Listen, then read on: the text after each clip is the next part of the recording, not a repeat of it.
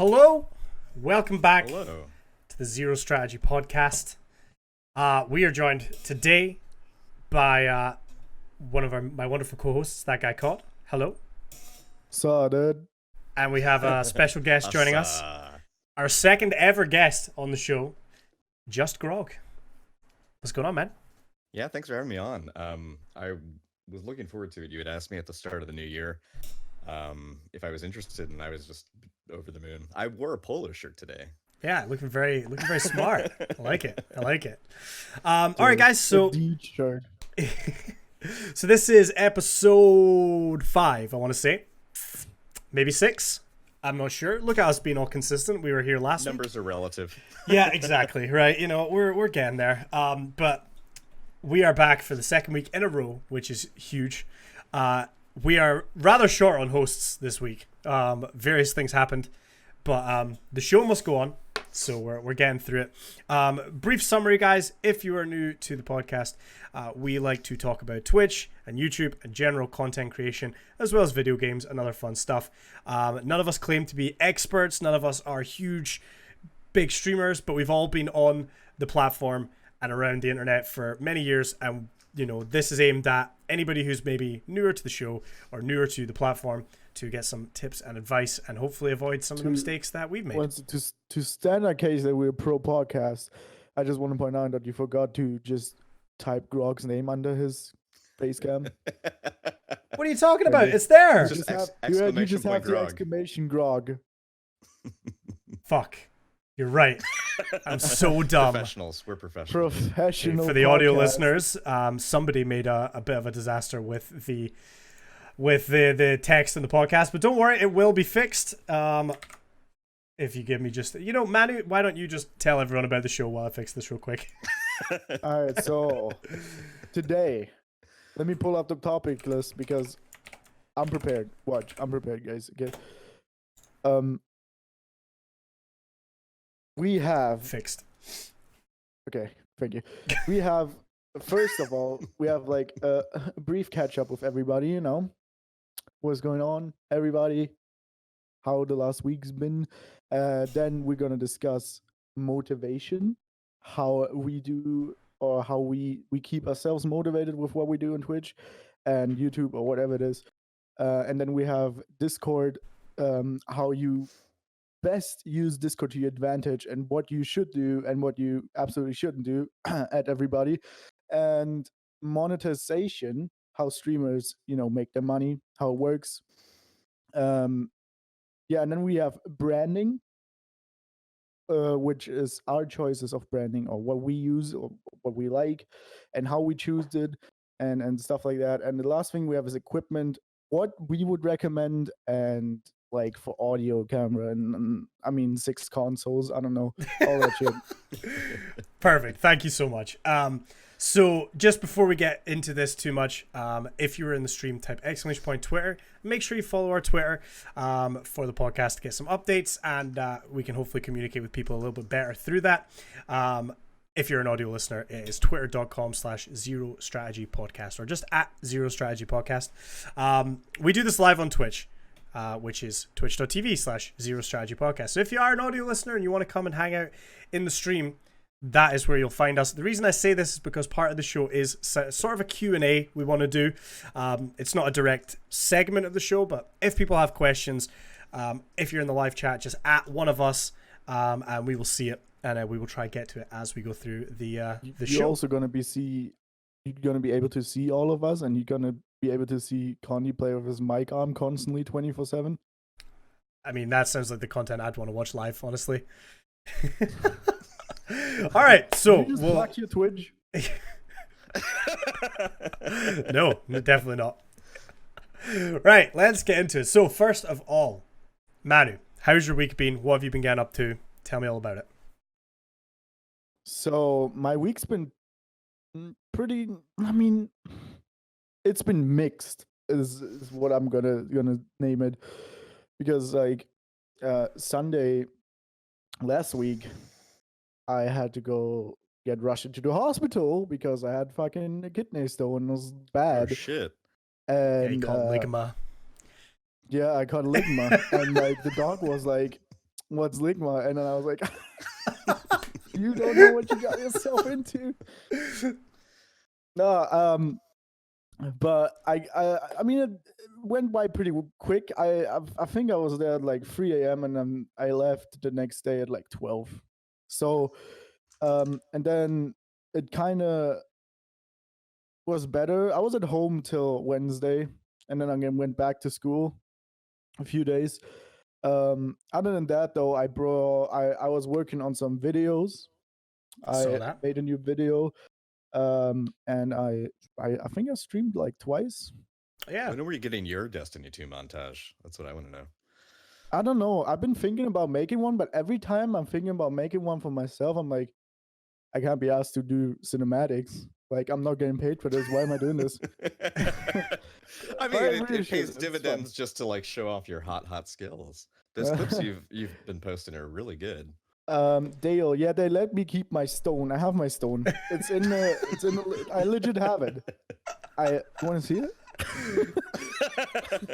This is why you need a webcam, man. Quality This is content. why you need to get a camera. I can draw it real quick. No, I'm just kidding. But I have it. Well, And it's in my living room. We'll dive into a little bit more. I'm glad to see you've had a couple streams this week. I want to talk a bit more about it. But first of all, let's quickly meet Grog. So Grog is our second ever guest on the podcast. Last week we had Polar, so pretty low bar, to be honest. You should be fine. I'm kidding. I love Polar. But Grog is joining us, who is a streamer, content creator, and he's going to tell us a little bit about it. So first of all, give me like the little elevator pitch. What's your channel? What do you do on the internet? Yeah. So my handle is just Grog. I go by Grog. I actually did the math recently, and I thought about from like the late 90s until now how many usernames I've had, and I think it was just 6. So it's not a huge growth. But I made a quick change when when PlayStation allowed you to make that change. You could I concatenated it from something a little longer. But yeah, I stream on Twitch. I'm live Tuesdays, Thursdays, and Sundays. I'll be doing some stuff after the podcast.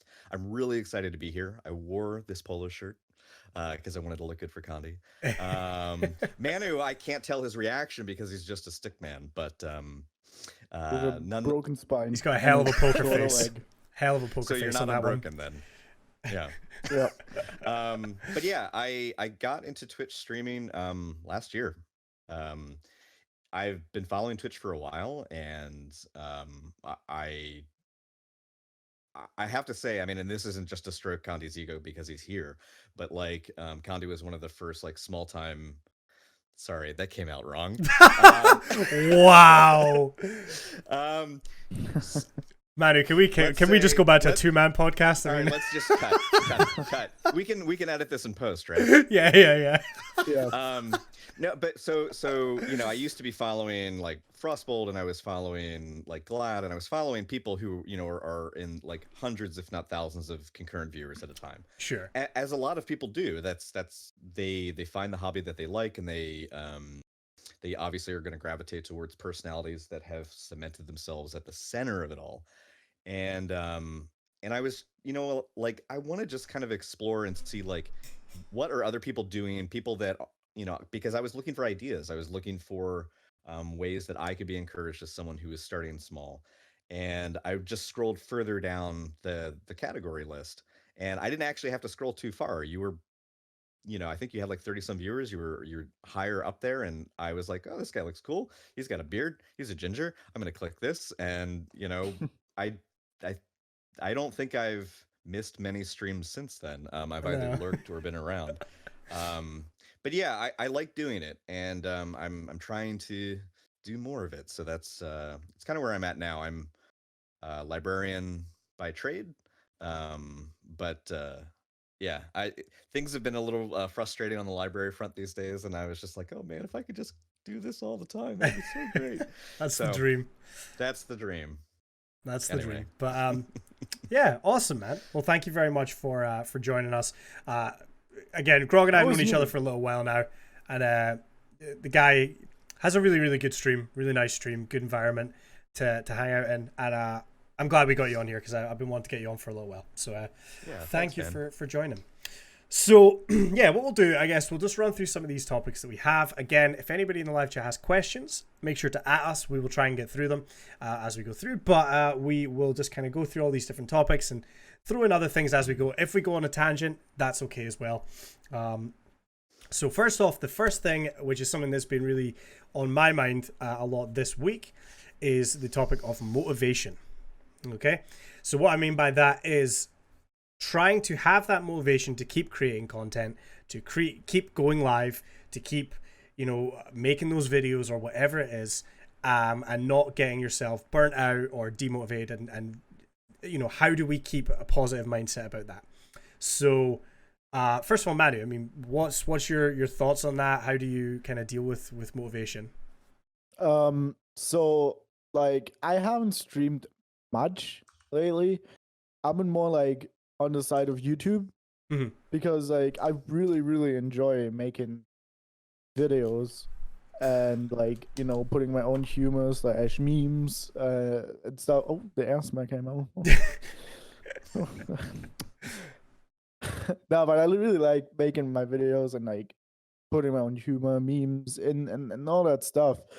And so one thing that keeps me motivated every time I upload a video, for example, I would like show it to like a few friends and my brother, and then just sit in Discord and they would watch it, and then they would like they would get excited for like some things in the video or laugh, and I'm like, oh, this feels good. That keeps me motivated as well because when I see people get excited or like laugh Yeah, about what you make in the videos, that keeps me really motivated to like keep going.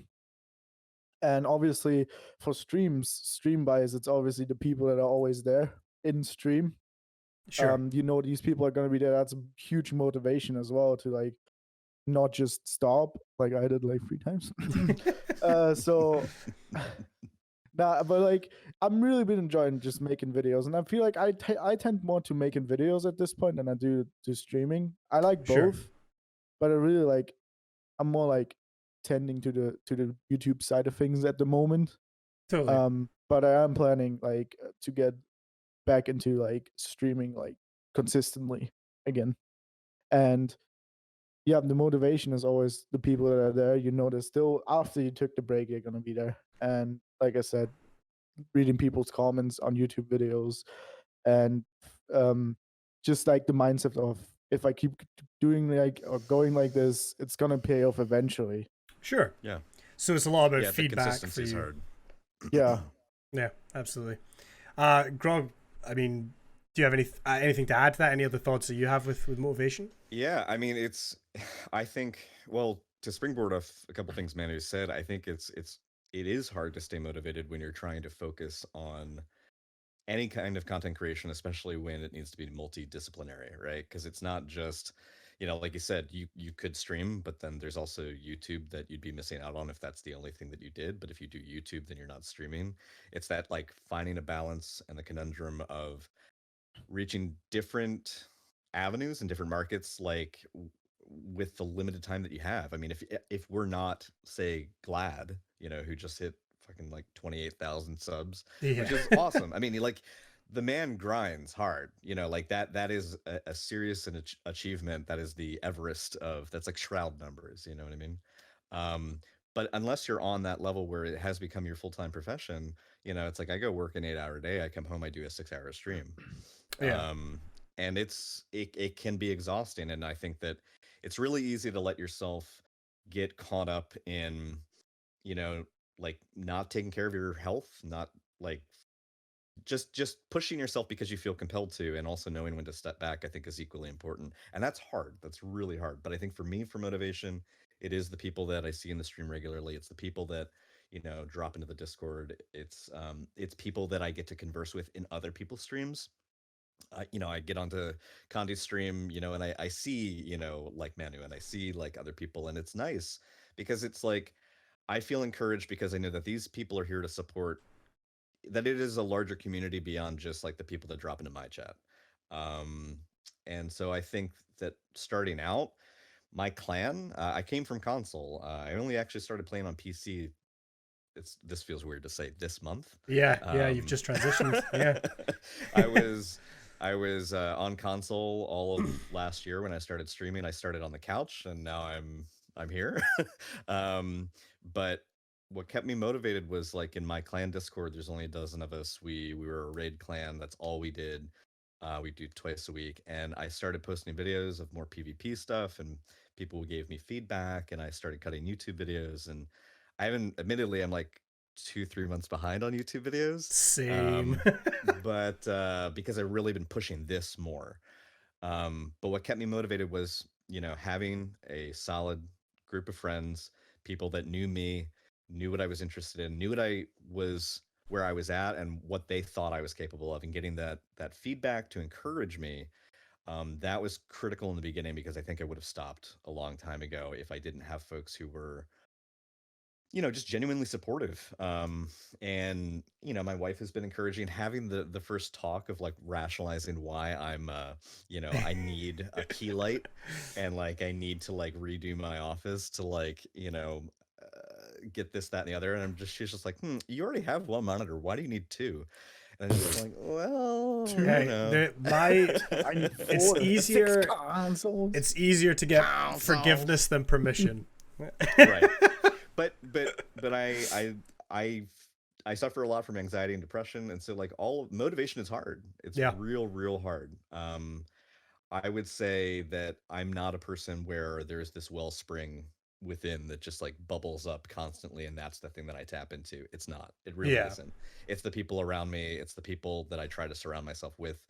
And I think if you can do that, that can be a massive boon to just finding a safety net, so that when you do have a hard day, or it's been bad, or the stream's not going well, you can tap out. And if you have to tap out early because someone was toxic in stream, there's other people there to say, hey, it's okay, you did a good job, like don't worry about it. Or on the days where it's really rough, you're like, guys, I don't feel well, like I need to skip a day.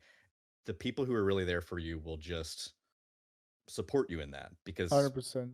yeah, It's so, like, yeah, if you like have a down day, you're like, Chad, I'm really not feeling well. Some Twitch primes would make it better.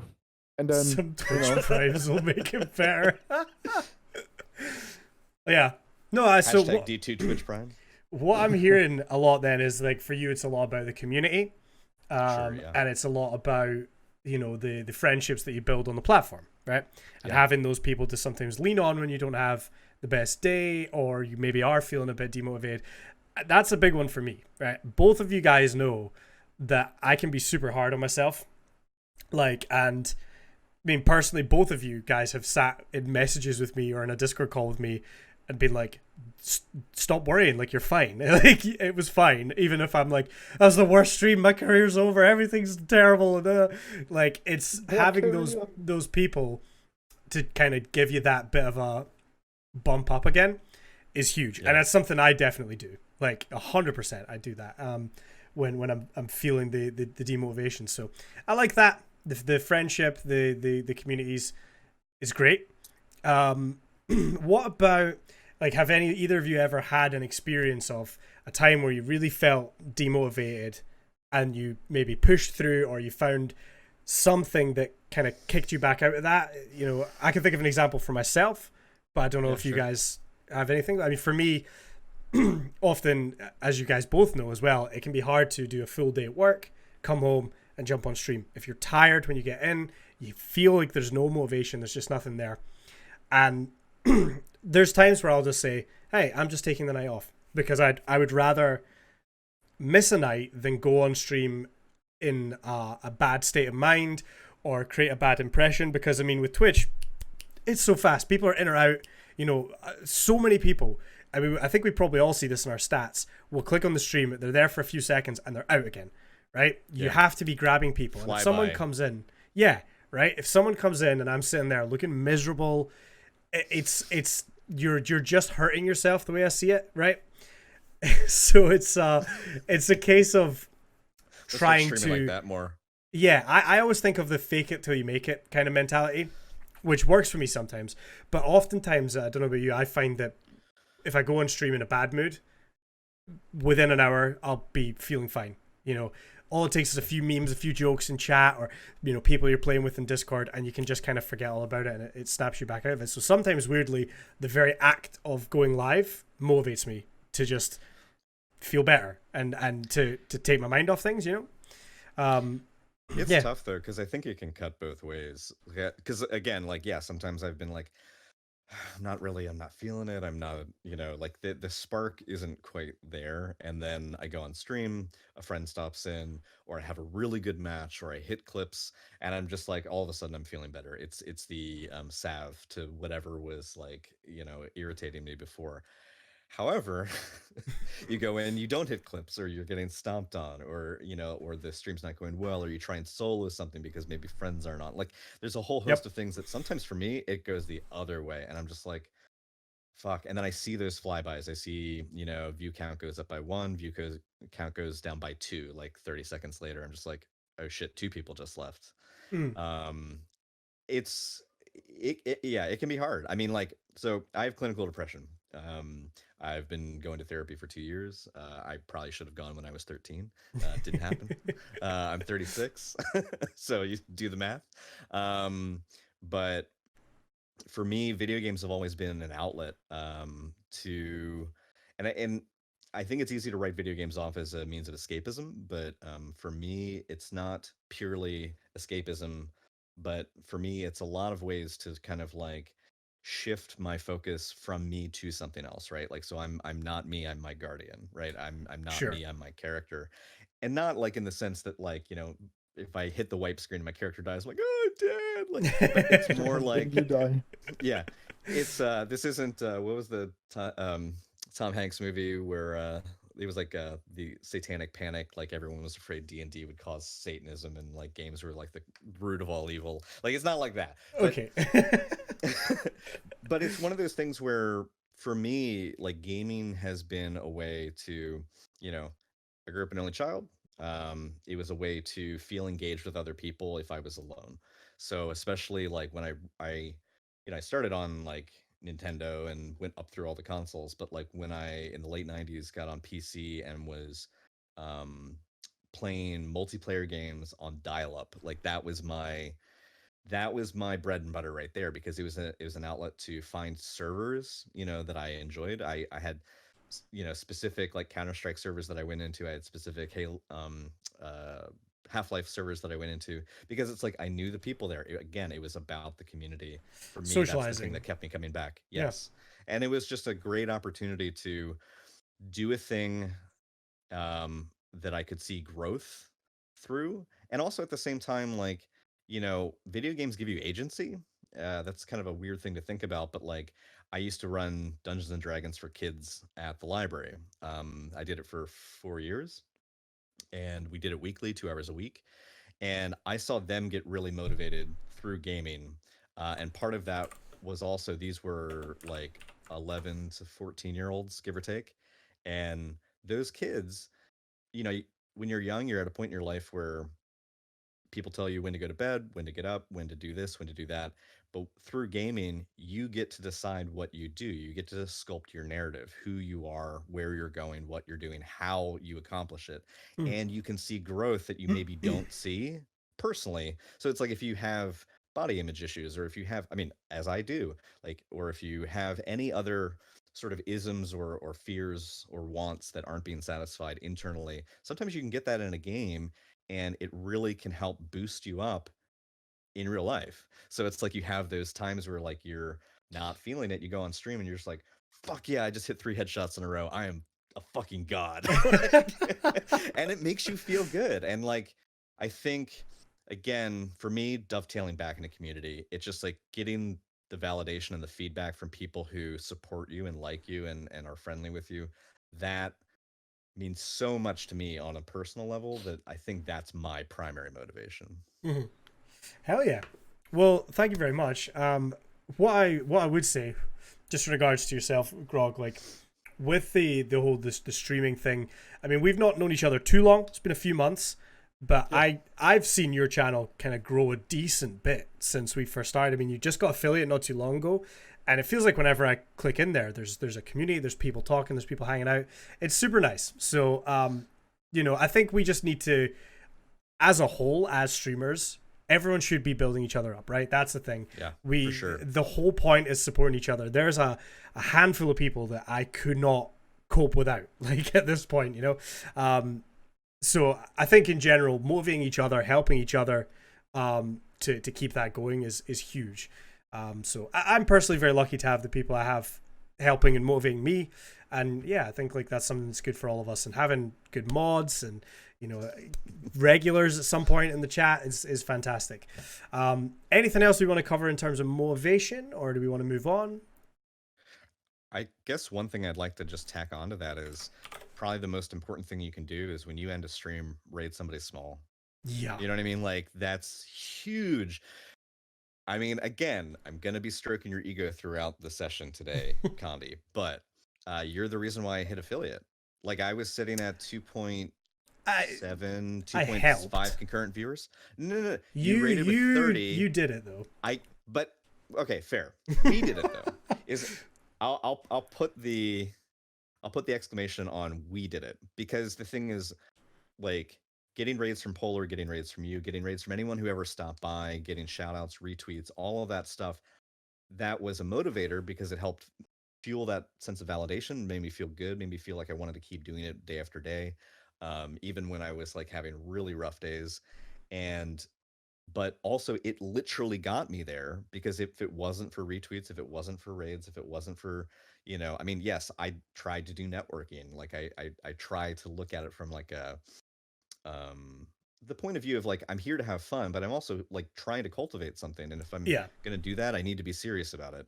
At the same token, you got to support other people. So like sometimes it's really late because I'll end a stream like, I don't know, like midnight or 2 a.m. or something Eastern Standard Time, and then like I go on my list and I'm like, who's on? Fuck, it's just Cami Cakes and Glad. Well, I'm not rating them. Like, they don't need it. They need the support from their communities as well, but I mean, again, they've already established themselves. It's diminishing returns when you're rating someone that size. Yeah. And what I found myself doing is that when like you raid someone and I go into their stream and I hang out for a few minutes, even if I have to go, my work break is ending, or I got to go walk the dogs or whatever, I hang around just long enough to try and like see what their vibe is. If I drop them a follow and they seem really cool, like I've made a habit now of people that I've just recently followed start kicking it over to them when I'm done. Yeah. And it's surprised some folks that, you guys maybe raid someone who isn't part of Destiny. That's not their bag. And then they're like, wait, where are all these first-person shooter people coming into my Stardew Valley stream? Like, what the fuck? And like, but that's cool. And then people stick around and have fun. And I think that's a great thing you can do to motivate others, is just pay attention to those who are already trying very hard to succeed. And the people who have already like reached the mountaintop, they're fine.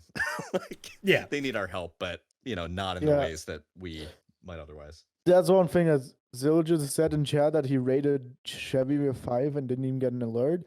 I get that, because like if I'm a big streamer like him and have like 1,000 people watching, if I would get an alert for everybody like just auto hosting me or something, like you wouldn't have any other alerts.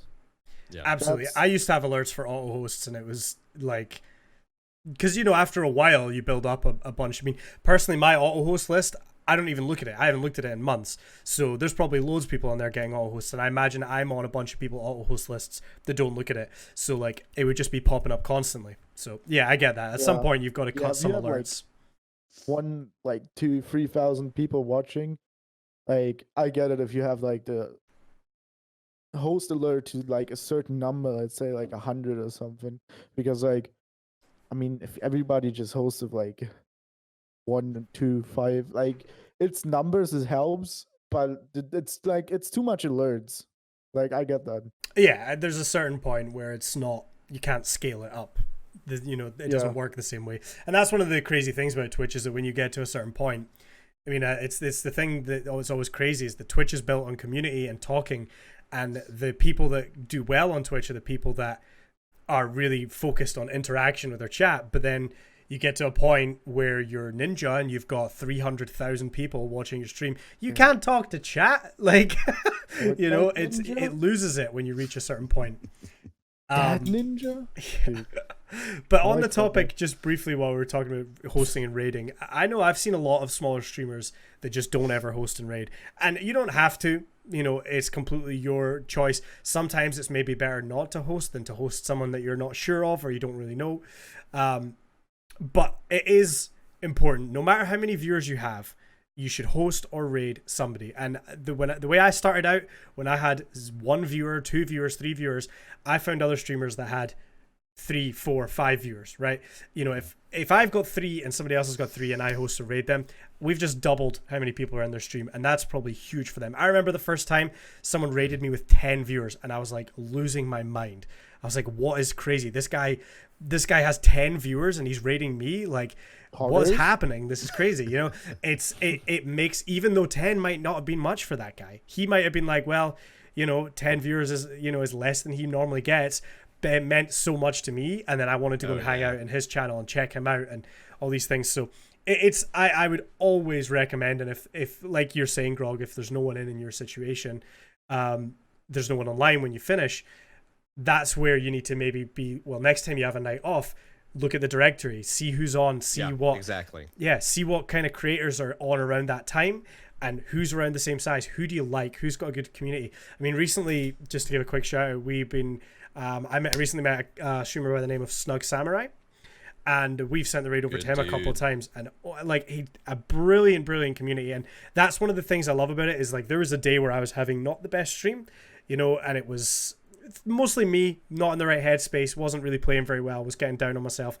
and we raided that stream, and it turned into the most wholesome thing, where we had this really great community come over. We broke him. Yeah, and everybody's hanging out and broke talking him with his first hype train. Absolutely, it was amazing. And like, that's a person now that, you know, I'm gonna hang out in his stream because I've went over raided, and, you know, Snug will hang out with my stream, and that's how you network. It's making friends is what it always comes down to. And you did a great job of that as well, Grog. I didn't know you streamed for God knows how long when you were in my channel. You know, I didn't know you were a streamer, which is the way to do it. Nobody likes it. I was gonna say, I really tried to acknowledge the first cardinal sin is don't go into somebody else's stream and be like, yo bro, check me out, I'm streaming Sunday at, you know, like, no, you yes, don't. Absolutely. And, you know, people will try and do it in a, you know, I don't know if any of you have seen the sort of the classic, well, I'm gonna go stream now, see you later. It's the same thing. It's just a more roundabout way, right? And in my opinion, and maybe I'm in the minority, I don't know, but I think you build a better connection when that's not even a factor, right? You hang out with someone, you get to know their community, and then in my opinion, the right way to do it is one day host them, raid them, and then they'll be like, oh damn, this person streams. I know this person. They're in my community all the time. That's how you make a connection. In my books, anyway, I think. Yeah. 100%. We got wildly off the topic of motivation, but well, kind of hosts and raids, very important. I think you should always be doing them. And if you have no one to host or raid, then you just gotta do some research, find somebody, because that's how you grow. That's what you do. And I'm lucky that my community and my guys, when we do a raid, I mean, I've been told multiple times, Condi, your community is really, really nice. Like, because we go over and we do these raids, and that's what happens. You build the community, you make more friends. That's what it's all about, man. That's what it's all about. Anyway, let's move on. Next topic, because there's a few things I do want to talk about. We might not have time for all these topics. If we don't, that's totally fine. We can save them for another week. But there's a couple things I want to cover. So the next one is the topic of Discord, which... if you're new to streaming, you might not know about Discord. If you're maybe aren't a PC gamer, you're more of a console gamer, you might never have come over Discord. You might be pleb. I want to kind of run over the question of, should you have a Discord, and how do you use your Discord, do's and don'ts, things like that. All right. Manu, I'm going to throw this to you first, because you helped me a lot with setting up my Discord. Orders. So... yeah, what's your thoughts? My thoughts are like that it's not needed, but I feel like a Discord is like one of the best things you can have for your stream. Like, let's like not look at the equipment and shit, but for like social medias and stuff, people have Twitters and like Facebook and like OnlyFans and what, and I don't know, all these things. And I feel like Discord is one of the best things to have because that's a really, really, really good way to connect with your community after stream. So let's say you finish up a stream and you rate a person and you just, that's it. If you don't have a Discord, you just have to wait till next day to catch up with your community again. But if you have a community Discord for your community to like join, you can come in, you talk to your people, you have like different tabs, you have like in your Discord, you have like the selfie tabs, the memes, and all that good stuff. And it's just a way to connect the community even better with like each other and have other streamers in your in your Discord and have them connect their community as well. And I'm I'm gonna say the Discord for me personally is probably one of the like biggest things that I have like for streaming and shit. Because I really feel like it's such a good way to connect with people. Where when you finish a stream, and yeah, that's basically my opinion on it. So just I guess I should kind of underline this with, if again for like people watching in the live stream, I think most of you probably know what Discord is. Anybody that might be listening to the audio version, if you're not familiar with Discord, it's like a social media, but it's more it's like Skype, but it's more better. secluded. Yeah, It's like Slack but chill. it's you can create a server, invite people to that server. You can have voice rooms, video rooms for different, chat, and it's like having a chat off stream, privately, that anyone can jump into if you want, or you can have it for subs only, or whatever you choose to do with it. And like Manu said, it's somewhere for your community, your viewers to hang out when you're not live. And it's, yeah, like you said, I agree. It is very important for that. What do you think, Grog? Should you be starting a Discord, on your very first stream? Should you have a Discord straight away? Should you let it build up? What's your thoughts on that? I don't think that you need a Discord straight away, but I mean, also too, I was in a funny position of like, I started on console, right? So I didn't need a Discord for chat, right? Because a lot of PC gamers, doesn't matter what your platform, or sorry, it matters what your platform is, but it doesn't matter what your game of choice is. Discord has become one of the single best ways. Like, I grew up with TeamSpeak, like, Okay, yeah. I mean, it used to be in-game chat, like push to talk, TeamSpeak, and now we've got Discord. And like, Discord is so fundamental to how a lot of gamers connect on a regular basis, not necessarily just in the off time, but in the real time. So it's, you go into the waiting room, you wait to get pulled into, the streamer's private room, and then you're chatting. And that's the way in which that the fire team is going to come together. That's the way that people are going to go raid. That's the way that people are going to be playing real time on stream and communicating. And that's an amazing tool. And then it has all of those nice sort of not offline, but like asynchronous features, like Manu pointed out, where it is a forum. You can talk in various channels. The channels allow you to kind of like skew conversations in a particular direction, and you can also set people up to moderate for you or moderate yourself. The thing is, that's a lot to do if you're just starting. Like, I don't think that it's necessary to have a Discord. I didn't have a Discord until this month. And it was really funny I was immensely flattered. There is a guy, an Australian viewer, Julian, who was a very early supporter of mine. He is my first mod. And we are not on the same time schedule. So like, he usually is around like when I'm streaming really late on my time.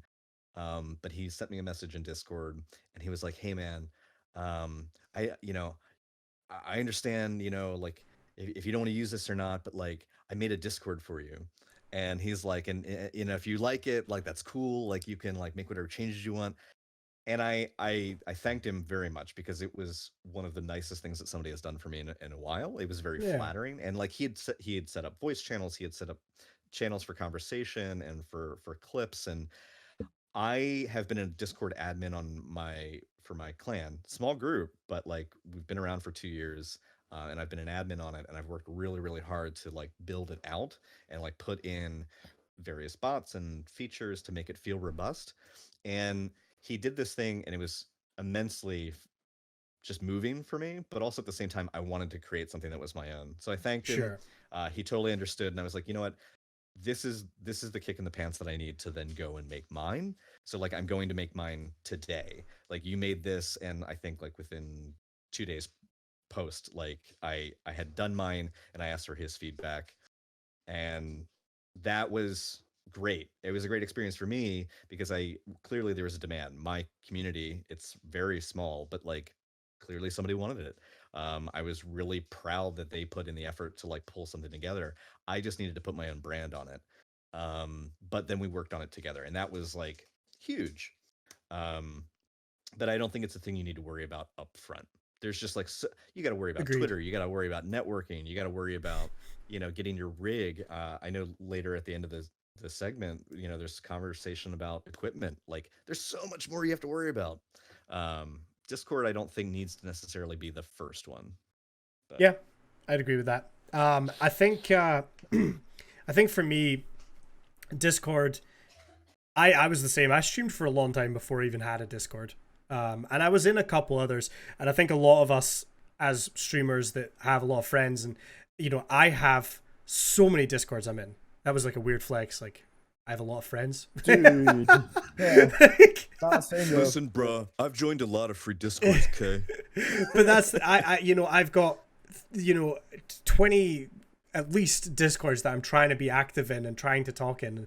It is hard to keep up with all the time, and I mean, like for myself, I'm working, and then I'm streaming, and then the time I have left, I'm hanging out with my wife, or I'm seeing family, and I can't be at Discord all the time as much as I want to be. Just like I can't spend as much time watching Twitch as I would want to. It's in a perfect world I'd have an extra 10 hours a day to just do all this stuff, but I for me, when I can see other people talking in my Discord, that's amazing. That is phenomenal, and I've seen friendships form. I've seen people from my stream go and play together, without me, and it's like that's what I want. That's awesome. You want to build a community, right? You want to see Yeah. people in there. Does anyone want to play this? Yeah, I'll play, and then they jump in a voice room and start playing. That made my day the first time I saw that happen, right? Because people were using it. And I mean, mine has probably a lot of redundant shit that isn't used. We've got different, all sorts of text I'm rooms. reminded in every channel that my Pokemon is leveled up. Yeah, exactly, right. So we have like a Pokemon mini game where you can, it's like all text commands to catch Pokemon. You can battle and stuff, but nobody does that. Like it's just, I try to throw in different little things to maybe try and encourage people to talk, but really what it comes down to, somebody says good morning in the general tab and you start a little bit of a conversation. Some news comes out about Destiny. We have a Destiny 2 tab to talk about it. We've got memes, we've got all these little random rooms, and every so often, we change it around, but it is super nice to have a direct line to the people that care most about your community, right? Because, I think like, if you look at it, I think we just hit 2,300 followers today, right? And I think I've got less than 10% of that in my Discord. I don't know how many people I have in my Discord off the top of my head, but it's less than 200. I would guess. Wait, Pokecard? Isn't Pokemon that thing that wannabe Temtem? Pokemon is wannabe Temtem. There you go. You heard it first. Also, Digimon is better though. Yeah, Digimon all the way. The anime is just better. This segment of the podcast is brought to you by the Mighty Kibbles. Yeah. Also, fuck it.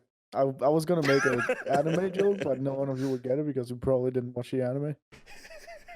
I was gonna be Okay. like, Andrew, you need more time in your day. Just use the world from JoJo's Bizarre Adventure, and then you can stop time, and no one will get it Yeah, because. I don't understand your weeb No, there's plenty of references. nerds here. All right. Well, Should have put the up with. next thing I want to bring up with Discord, right? We've talked about all the positives of Discord, right? I think we can all agree that overall it's a great thing to have. Okay. Mm. A downside, which I personally feel I'm bad for, and that people have brought up to me in the past. I've had a couple mods say things about this, which I want to get your guys' thoughts on. Is Discord obviously is wonderful for having so many features, but sometimes that takes away from other things. So quite often, while I'm streaming, someone will say like, "Oh, this happened today," and then they'll put a picture in the Discord, and then be like, "Hey, look at the Discord."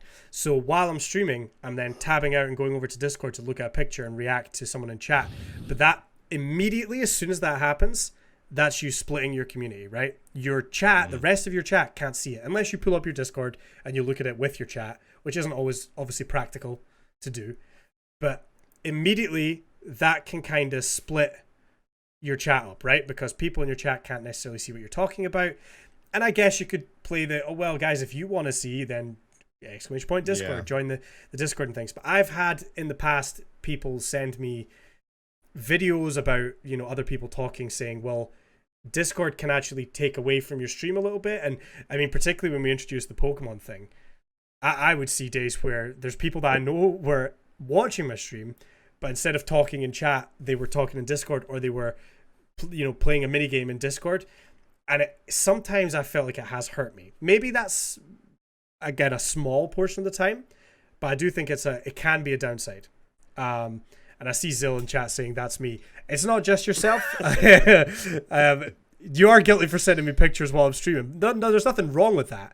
And I'm not saying that it's something you shouldn't do, right? Because I got a notification from Zill in Discord while I'm doing this. see, he's out to sabotage me. But like it happens a lot, because again, the community are maybe comfortable in the Discord. They know the Discord. That's where they get used to talking to you. So it starts sometimes happening while you're live. And I don't know, my personal thoughts, I'm still debating, but I'm thinking about just no longer looking at Discord while I'm streaming and saving Discord for a completely off-stream thing. While I'm streaming, you can't get hold of me in Discord. What's your thoughts on that? Do you think that's a good idea? Do you think, have either of you experienced that at all in any way and thought about it much? Thoughts, Manu? It hasn't. I mean, Oh. Well, the thing is, for me, I do have a personal Discord, but it's like I I let it die. I guess it was the Tamagotchi you forgot. yeah, it's because of like the breaks I took with streaming. I didn't really look at the Discord anymore, and I want to build it up more. So I don't really have much to say about that because I only have the experiences I have with your Discord, Andrew, because that's like the Discord I'm in the most, Sure. I guess. And my own is like, I don't know. I didn't use mine as much, so I don't really have too much on that. Yeah. What about yourself, hasn't Grog? really Any been- thoughts? It hasn't really been a thing for me insofar as like that kind of splitting. I totally get what you're saying because right, like you're, it's like talking before about like branching to different platforms simultaneously. Like keeping the attention, doing it all means that you can't pay full attention to any one thing fully at once, and so like it means that for the streamer's perspective, from your perspective, like you said, it's hard because now it's like, well, you're in the game, but like you already have a window up for chat, you're engaging with chat, and then suddenly now you have to pull up a thing for Discord, and then you look at it, you maybe laugh, but then people in stream can't see it. It's like when I listen to podcasts that are like live, and then it's like the hosts are on stage and then they do something physical, like physical comedy, and then some of the hosts are aware and they're just like, oh right, you listeners at home can't understand that. And like there's a bit of that too where the moment it stops being both content on camera, content in stream by way of like your overlays and the video game itself and chat, anything outside of that is completely divorced from what a random follower or a random person who just drops in can see. They're blind to it Hmm. unless it's a link that a mod can post, or it's a link that a VIP can post, or it's a link that you post that takes them to YouTube or something where the whole chat can share in it together.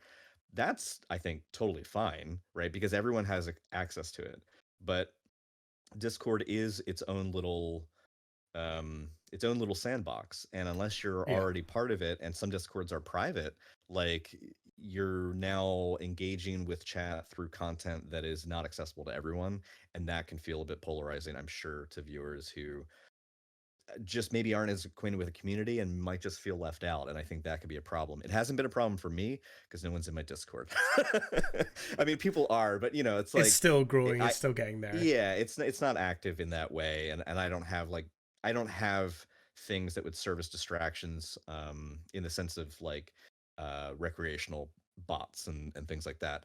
Um, but I definitely sympathize, and I do think that it could be an issue, and it's something that people should be mindful of, I think.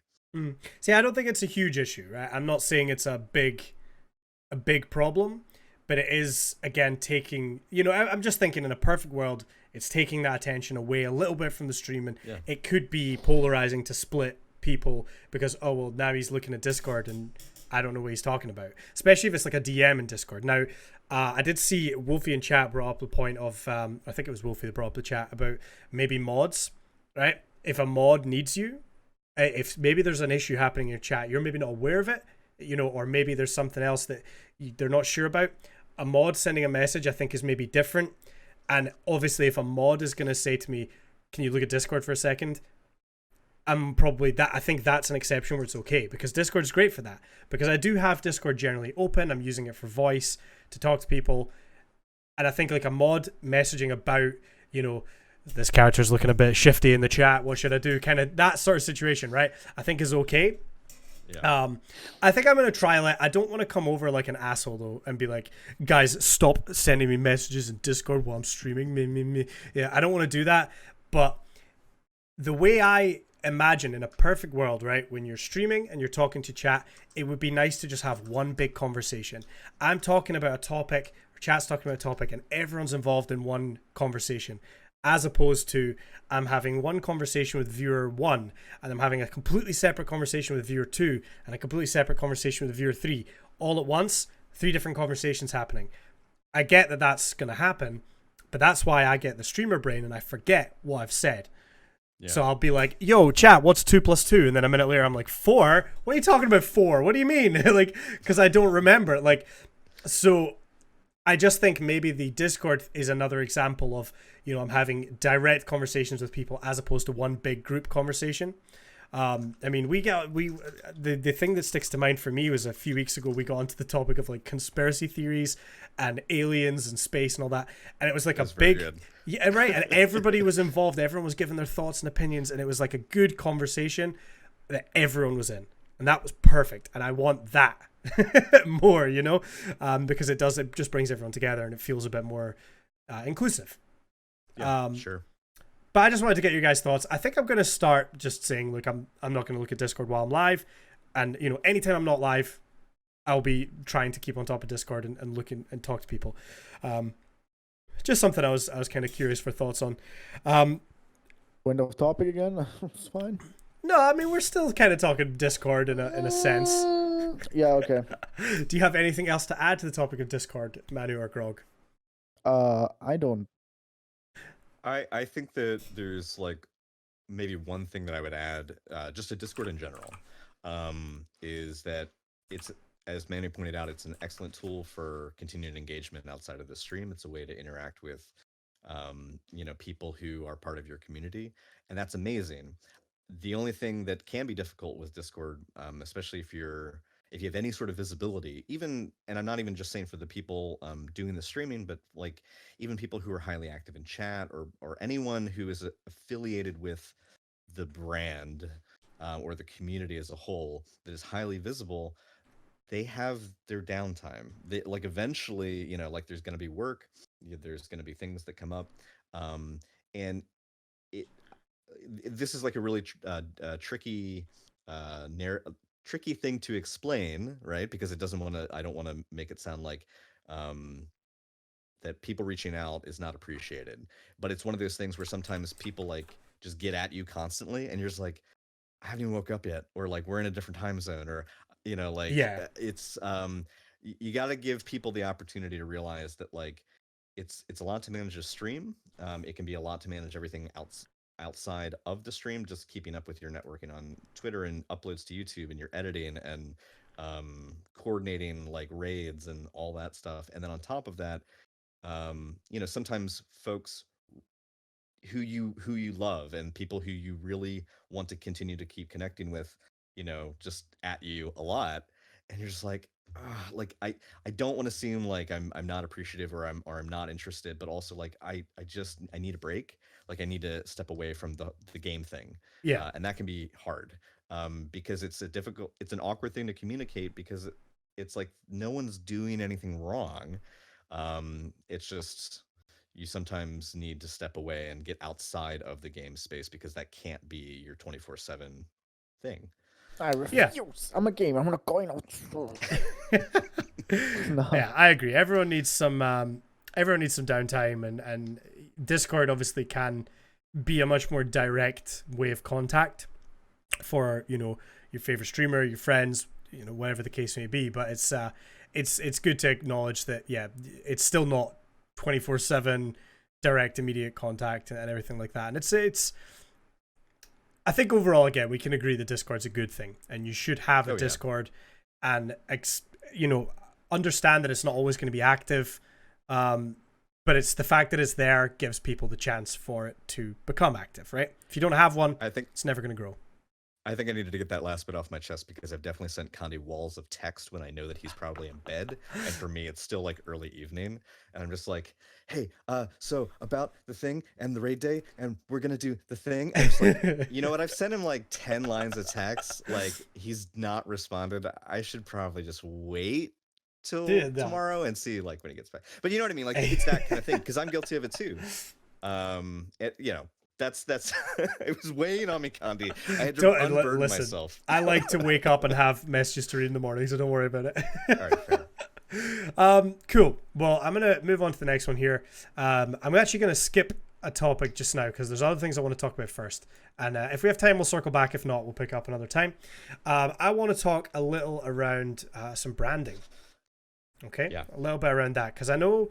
That guy COD has just come back to streaming recently. So he started to pick it up again. He's been up in his YouTube game.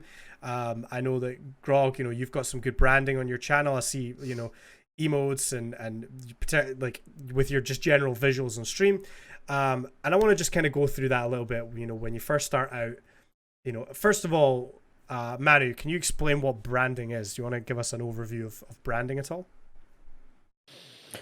Well, I mean, for me, branding has like a lot of things. Branding is not only just like what you have on your channel. I feel like branding is also your personality you bring. Mm-hmm. So if you say, for me, it's like the angry German, he rages, he's German, he rages. It's all of this. And then for Andrew, it's like the bearded Scotsman. And yeah, for Paul, it's like the guy that misses his shots all the time, and Kibbles, the guy that never finishes a game. Oh. Yeah, Kibbles, we're just making all sorts of enemies right now. Yeah, I feel like that's a big part of branding as well. It's not just you having like a nice overlay and like a nice webcam. Obviously, branding, like you want to. For me, it's basically like I'm a weeb. I like anime. All my branding, my banners, my emotes, my panels are all anime based. So that's one thing as well. And they go, that guy COD, isn't that the guy that screamed at his monitor and has anime emotes? And it's like people will, if you have like your own branding, like Andrew, that's what has, you're like, known for. Andrew has like, if you think about Andrew, you think about the short Scotsman. Right, less of the short, man. Please. Or like the Scottish Gimli, I guess. Now you just the first thing you think of is the beard, and I would say when I think about Andrew, it's the beard and Destiny. Yeah. That's the first two things I think about when I think of Andrew. And basically, with you being into streaming and streaming for a while, you will develop your branding. So at first you'll be like, I don't know what I want to do. I don't know what my brand is going to be. And over the time, like for me, first when we started out streaming, it was just streaming trials carries on Destiny 1. But then with time, I play with Andrew, and he slowly noticed that I'm very passionate about the game, and I think there's still a video somewhere about that, and it's like from there on, it's like kind of, I mean, I kind of like this. I mean, I'm gonna roll with it. The angry German that slams his desk when he's playing Destiny. So that's how kind of I made my brand, or like came to my brand. It's honestly just preference. If you just stream, and then after a while you will notice what people know you for. I would say, you get people coming in with all these insiders on Andrew's chat, for example, be like, "Oh, you with your Novus," or like, you short," or they're like, "Oh, you have a big beard." That's like all the things you get when you go into Andrew's chat. And that's the first things you would think about when you think about him. And I think that pretty much is like a big part of branding. But then there's also like the other what? I was gonna say I knew the first time I was starting to see traction and make it was when somebody used the whiff emote in my chat when I fucked up a shot, and I was just like, "Fuck!" Like, because they came from your community, they knew exactly like the deal. Like that was it's just the joke, right? But like the joke poured it over and was like perfect. It was funny for them, it was funny for me, but also like it's on brand, like. Yeah, that's it. Make your brand something that you do all the time. For me, missing shots, missing my super, and then it's easy. It's so easy to be on brand because I just play the game and I don't have to think about it. No, because like I said, that's not all what it is for brand, but that's a big part of it is your personality and what you bring with it to your stream. Also, like then there's the aspects of like overlays, cam overlays, and like banners, like the Twitter branding, what you have on Twitter for profile pics, like stuff like that. And most people, I feel, you go with like a certain theme as well for branding. Like you, Andrew, you go with like the purple theme. Yeah. So like basically your room is purple. Like I'm surprised you didn't paint yourself purple and be Thanos on stream or something. You have the Infinity Gauntlet. You could easily pull it off. Yeah, I will be going into the body painting directory at some point soon and doing that. Yeah. That's the kind of branding we like to see. That's the content I sub for. Yeah, so like I said, it's basically like your whole thing is like everything is purple. So like your overlay is purple, and like I don't know, everything is purple on your end. So most of my things are like red. I like red. Yeah. Red or like red and purple kind of themed. Yeah, I feel like if you stream, you will at some point will eventually figure out what your brand is and like what you like for like colors and personality. Like you're gonna get it. People are just gonna come in and be like, you're the guy that, I don't know, takes fall damage, for example. Yeah. And I think that's a big part of it. I think people kind of make you a brand as well. Like I said, with like the insiders and all that, they really make it for you, kind of. It's either good or it's either bad. Example, Andrew's like pretty bad. But I like what you said about like it's the what people think about when they come to your stream. I think that was a really good point, like a really, really good point that you said there, which, because I think branding's hard to understand, and I feel like I didn't understand it for a long time. I thought branding was just my overlay and my emotes, but it's much, much more than that. Like you say, the angry German, brand that you have. Yeah, a lot of it can come down to your visuals and all those other things as well, but I really like that point. And I think that's perfect. If you're new to Twitch, if you're just getting started, branding is what people think about when they think about you. And that's something you can have some control over, right? You know, you can, if you go into it thinking that, you can start to build these things up yourself. And some of it will just happen. Some of it will just be what happens naturally, like you say, while you're streaming. So I think you really hit the nail on the head. Condi disrespect in 2020. Well, there you go. I mean, we can probably think of a few big streamers and know what their brand is. You know, Dr. Disrespect, like you say, is a great example of, you know, like the cocky attitude. You know, he's sunglasses. That's the first thing you think about. Wig. Exactly. And his like his green screens. And you know the stadium, the arena, like you know he's got this brand that's perfect, you know. And it's funny because I was aware of who he was before I knew what he streamed. Like I literally I'd seen at Call of Duty, right? Yeah, I mean, yeah. But like I was aware of his visage, like his look. Like I knew who he was just through memes and like through jokes and stuff. And I hadn't even watched his stream before. So that I think that is powerful. There's a group, the Atomic Twins. I don't know if anyone's familiar with them, but they're on Twitch. They're twins, real twins. They usually play games together where one of them does the keyboard and one of them does the mouse. Or they have like challenges where they're both playing the same game against each other. Like they're doing competitive Stardew Valley. But like one of the things I love is when they do Skyrim, and so one of them is just doing the mouse and one of them just doing the keyboard. They have two webcams, and they have the game in the background, or if they have two games, it's split. But like for me, if you go to their channel and you have a raid, they will show like an intro clip to like welcome people to the channel, and it's like they did what's the song? Everywhere you look, what TV show is that? That was it's familiar, but I don't know. Full House, maybe? I don't know. But they'll do like parodies of like Full House or something, as they like just the two of them, and like one of them is dressed as Uncle Jesse and one of them is dressed as like you know, like the dad, and then they're both dressed like, you know, obviously the twin girls, and it's just like it's really really funny because, you know, they are twins. So it's just like, but they have so many of these cutscenes, and it's just like, that's when I go there, I know I'm gonna laugh, I know it's gonna be a funny game, and I know that they have so many cutscenes that like I haven't seen them repeat twice, and they must have just a library of material. And it's so funny. But for me, yeah, like that's when I think of them, I think it makes me feel good because I just think of all the good times I've had in that channel, and that is their brand.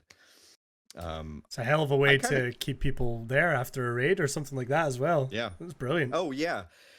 And, well, that's the thing, is that they've definitely kept people around because it you know, they stop what they're doing, and then for like, you know, like a minute, they welcome everybody and like get them dialed into this is our stream, this is what you're in for, and then people know what they're gonna get. I kind of come from branding from like a different background entirely. I went to school for graphic design, so my undergrad is I have a bachelor's in fine art, although I'm a librarian now. Oh, I didn't know that. And nice.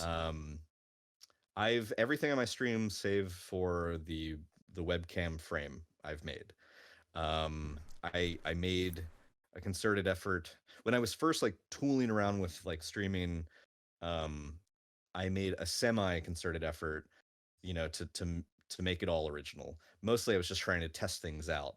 So like, you know, technically I'm still using a screenshot of the background of the Whisper mission as the basis for like some of my templates for things. And I feel like it's like I'm kind of skirting that fair use of, you know, Bungie is all about people using their assets. It's promoting their game. I main Destiny. I don't feel weird about it. Sure. Also I made, you know, alterations so that is not the sole focus of the overlay. But initially, you know, I was like, oh, I'm really into D&D. Like I'm gonna put this little guy in the corner, and like it's my favorite Lich drawing from like second edition AD&D, and like you know, I'm just really into it, and like I want people to get that vibe when they come. Like I want them to know what I'm about for shorthand. But I also knew the whole time I needed to replace it. I knew that I needed to replace it with something that was mine. I knew that, you know, some of the early stuff when I was just streaming from the couch was things that were sort of mashups, you know, cultural mashups. And cultural mashups can be cool. I will not fault anyone anywhere who like I go to Fallout Plays stream and his whole thing is like it's sunny in Philadelphia, like that's his shtick, and so like his Yeah. gifts for follows and stuff are it's always sunny, and that's great, but like it's still, I mean, it's his because that's what I think of when I think of him, but also it's not his, and that's okay. But for me, I think it stands out. What stands out more is when I go into streams where people have their own stuff Yeah. and it's wholly original, and that's super cool. Those cultural touchstones can be great, but I think it's really easy to crutch them. Um, Yeah. and I don't say that in a negative way. I just mean you can use it as social shorthand for conveying who you are, what you're about, what you want to vibe with. And that's great. But if you don't create one that's your own, it's going to be difficult because at some point you're always going to be attached to that other thing. So for me, it was important early on to like, I wanted to come up with a logo. I knew that I needed a logo that could stand alone as a Discord icon, something that could stand as a YouTube icon. I needed a banner for Twitter. I needed a banner for YouTube. I knew that they needed to be different because of, changes in resolution and how they're uploaded. All of that stuff is like really annoying Yeah. because it's all nitpicky. But at the end of the day, it's the excruciating attention to detail that I think can really sell a brand in the end, because it really paints a picture of this is you unequivocally. When someone sees your graphic, that's your graphic, whether you made it or whether it's commissioned, they know it's you. Um, uh, you know, period. Like that's it. Yeah. And so that's really powerful. And I think personality, everything that Manu said about personality and what you provide as the presence for the stream, 100%. That is also your brand. But and then things like that were pointed out, like that Condi does, having like a specific colored light behind you, or having like certain like gear behind you, or showing off your achievements. Like I've got all my like Your pins, your seals. badges, whatever they're called. Yeah. Yeah, the Dude, seals. I haven't got a single title in Destiny 2, by the way. Absolute casual. What am I? But like having those things and like making them part of the landscape that is the stream, it sends a lot of information without actually having to say anything. Yep. And I think that's really powerful. And I think that if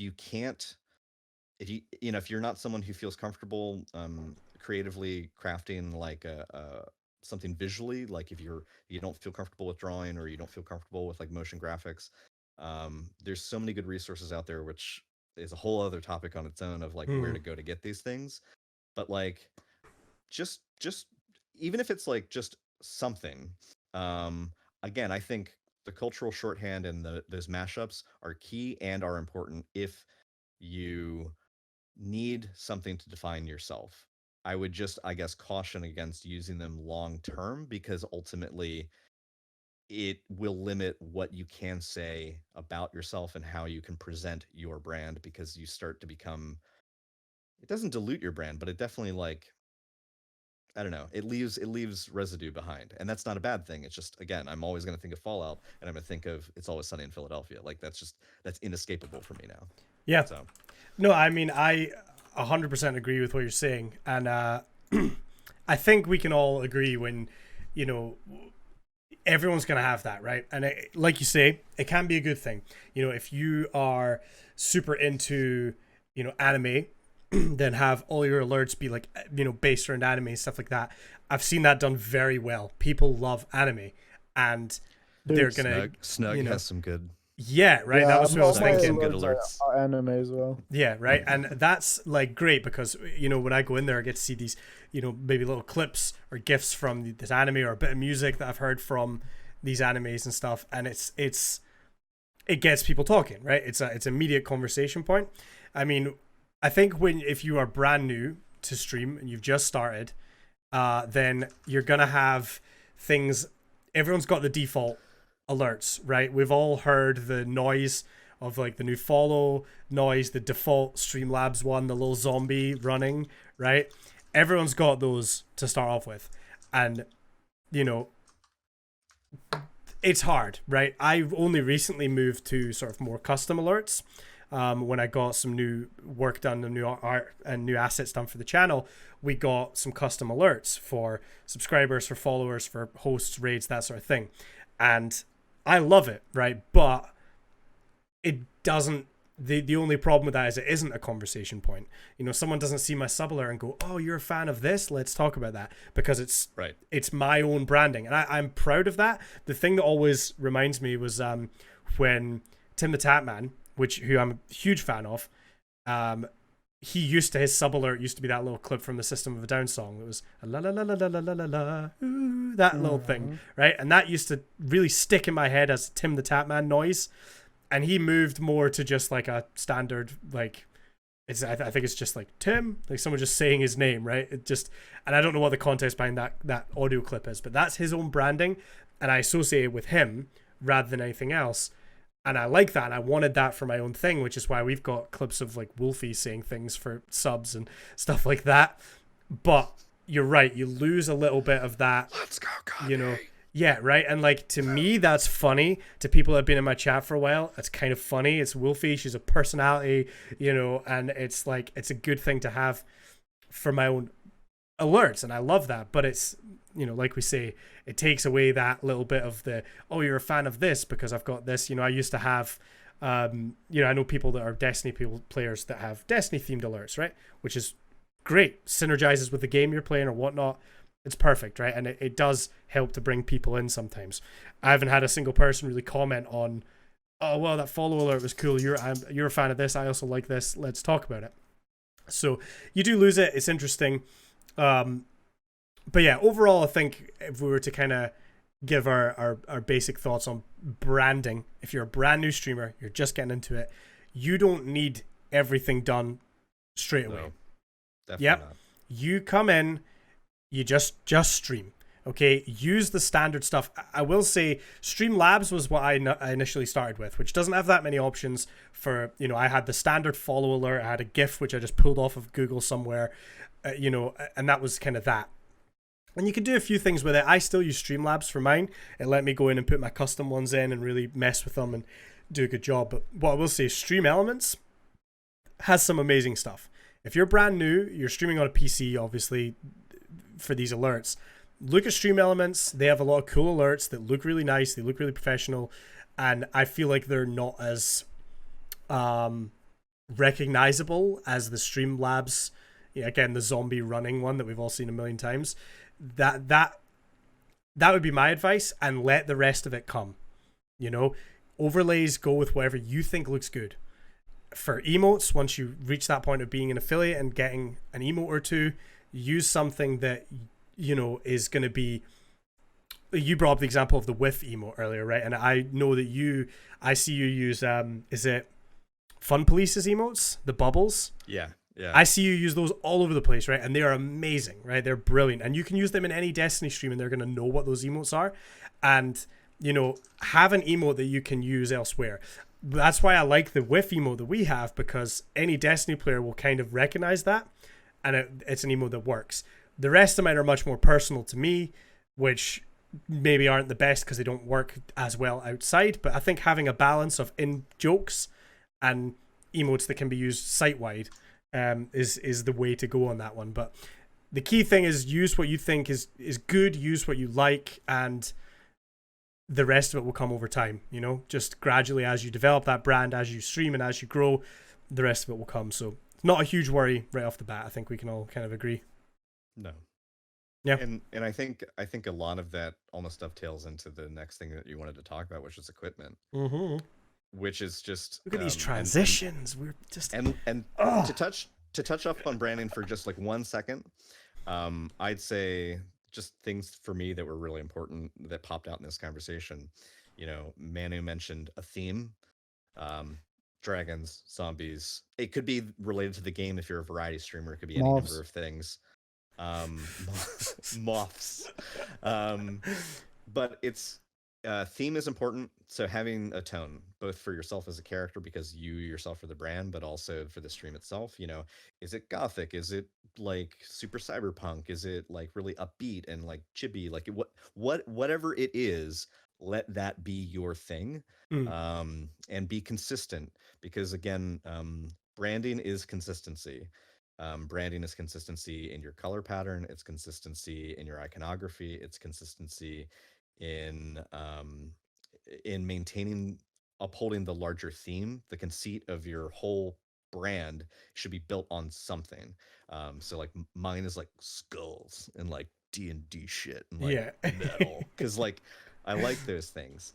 But it's also Destiny sprinkled in there. And then just be so nitpicky it hurts later. Like at first, everything that Kandi said, start out with a kit, start out with something that's predefined, because you don't know if you like streaming. You won't know if you like doing it. You won't know if it's worth the time. You won't know if it's worth investing. And for me, for equipment, that was like huge, because I am a completionist, and I have a bit of OCD, and it is definitely within my wheelhouse to like a thing and go hard in that thing. I mean, I love Manu's evolution. Well, that's been the podcast, guys. Thank you for hanging. Manu has turned into a moth for those at home who cannot see this. So, but yeah, for equipment, for me, it is really hard to resist getting into a hobby. And my problem is I never put hobbies down. I pick them up. I don't put them down. The interest only grows and grows and gets deeper and deeper. And then my wallet gets smaller and smaller. Dude, and when I started on the couch. I started with an external capture card, which I'm still using. And that's it. And honestly, that was all that I needed. Yep. I did have a laptop. I needed something, because I was on console. I needed something that I could use as the broadcasting platform, because it does take a bit of CPU power to process those overlays and keep things running smoothly without any hitches or frame drops or anything like that. But you don't need to go all out and go nuts, because again, you don't know if you'll like it. It is a thing that you should try, and I encourage lots of people to try it. I just caution anyone from, like, I like Harris Heller. I like watched a bunch of his YouTube videos when I was trying to like set shit up and like get ideas for things. Sure. But like honestly, he could pitch you a video that like is trying to upsell you on like a $4,000 rig. Like, you don't need that. I would say obviously you need a means to capture the game. Even if you just want to start out using built-in integration, if it's a console, just use the built-in Twitch app. It's not great, Yeah. but it's something. And do that. See if it's even fun. See if you can even commit to your schedule and the time of day that you want to do it, and if it can be consistent, because your schedule ultimately needs to be consistent. So if you can do that and gradually work your way up and add new pieces of gear to your kit, that's, at least for me, that was the thing I didn't want to do. I wanted to go out and spend like $5,000 like the next day. Yeah. And I didn't. Yeah. And I feel very satisfied that I didn't, because I realized over time that yes, this is something I really like to do. But I would caution people from going broke and like just Quitting throwing their caution to job the wind. and yeah. Yeah. Please don't do that. Yeah, a couple of really good points that I want to kind of touch on there. First of all, like what you said about being like a completionist and throwing yourself into something. I am so the same. I used to be big into cars, but I didn't have a lot of money, so I had a car and I spent all my spare money on that car. And that was kind of my whole thing, was I was constantly adding things to my car and looking up car parts, and just that was like my hobby for a long time. And then it's kind of transitioned into streaming, and I had the same mindset where I was like, I'm still always upgrading. I think we all probably are. That's just part of the job, right? Part of doing streaming is that you're always looking at something else to add to your kit, add to your tool belt, as it were, right? And it's one of those things that it is always best to build up over time. And it's really, what's great about it you mentioned obviously streaming with the built-in Twitch app. I streamed on console when I first started. Straight off my PS4, I had a TV, a couch, and a PS4, and I had the PlayStation 4 webcam, which I still have sitting here, and I just streamed on that. And then eventually it was like, okay, well, I think my gameplay would be better if I got a monitor instead of a 40-inch TV. And then I, had that. And then it was like, okay, maybe I have a laptop to look at my chat instead of having the chat on screen in that big, horrible sidebar that takes up a third of your screen to look at chat. And, it doesn't show emotes or anything, the built-in PlayStation one. I don't have experience on the Xbox side of things, but the PlayStation one, that was how I spent my time.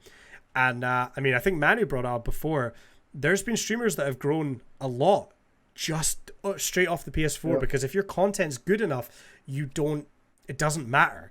You don't have to have music playing in the background. You don't have to have a fancy overlay or alerts. Crafty was the one that I always think of, and I know you said the same last time, Manu, who got huge. He had thousands of viewers. He was partnered before he came off the PlayStation 4 and moved to a PC. You do not need it. And I know the temptation is to rush out and spend. And since I've realized more and more each time that I love what I do and I love making content and broadcasting, I bought a computer so I could start streaming off of a PC. And then after just over a year, I then upgraded that computer and I now have a whole new rig that I use for streaming on. And I only bought this less than a year ago, and I'm already wanting to build a stream PC this year and all these things. And, I just got a new arm for a microphone and a stream deck. Can't stop fondling. Yeah, right. Exactly. I love it, and it's one of these things that you have to build up over time, because you do not want, I know so many people that started streaming because 2019 was the year of the streamer. Everybody wanted to stream because it's more accessible than ever. It's easier than ever. People like Ninja have made Twitch much more in the mainstream. People know what it is. And particularly with Fortnite being Fortnite, everybody Fortnite. Wants to, floss, take the L, I don't know. Right? But everybody wants to stream. Everybody wanted to stream. And I feel like that's now dying off. A lot of people are realizing it's not as easy as it looks. And unless something amazing happens, when you turn on that stream, you're not going to have 1,000 viewers. You probably won't have any viewers on your first stream unless you get a couple friends to come in. It's hard work. It takes a long time. And a lot of people quit. I saw a statistic that something like 90% of people who stream on Twitch stop streaming within 30 days. So if you're streaming and you've been doing it for more than 30 days, you're already ahead of 90% of people that try and stream on Twitch, right? Which is crazy. Think about that. That's got to make you feel good, right? That's motivation, to circle back. But people quit, and I've seen people get bored, burnt out. They feel like they're not getting the success, they're not getting the viewership, and they quit. And imagine you spent thousands on a computer and a webcam and monitors and microphones and all these things. Consoles, Imagine you did that and then burn out on it and quit. Right? It's not worth doing. So much paintball gear in my closet, you would not believe. Can I tell you the last time I played paintball? It's been like a decade. Dude, I should come to your house. We should play paintball. I'm down. Give me a reason to get it out of the closet.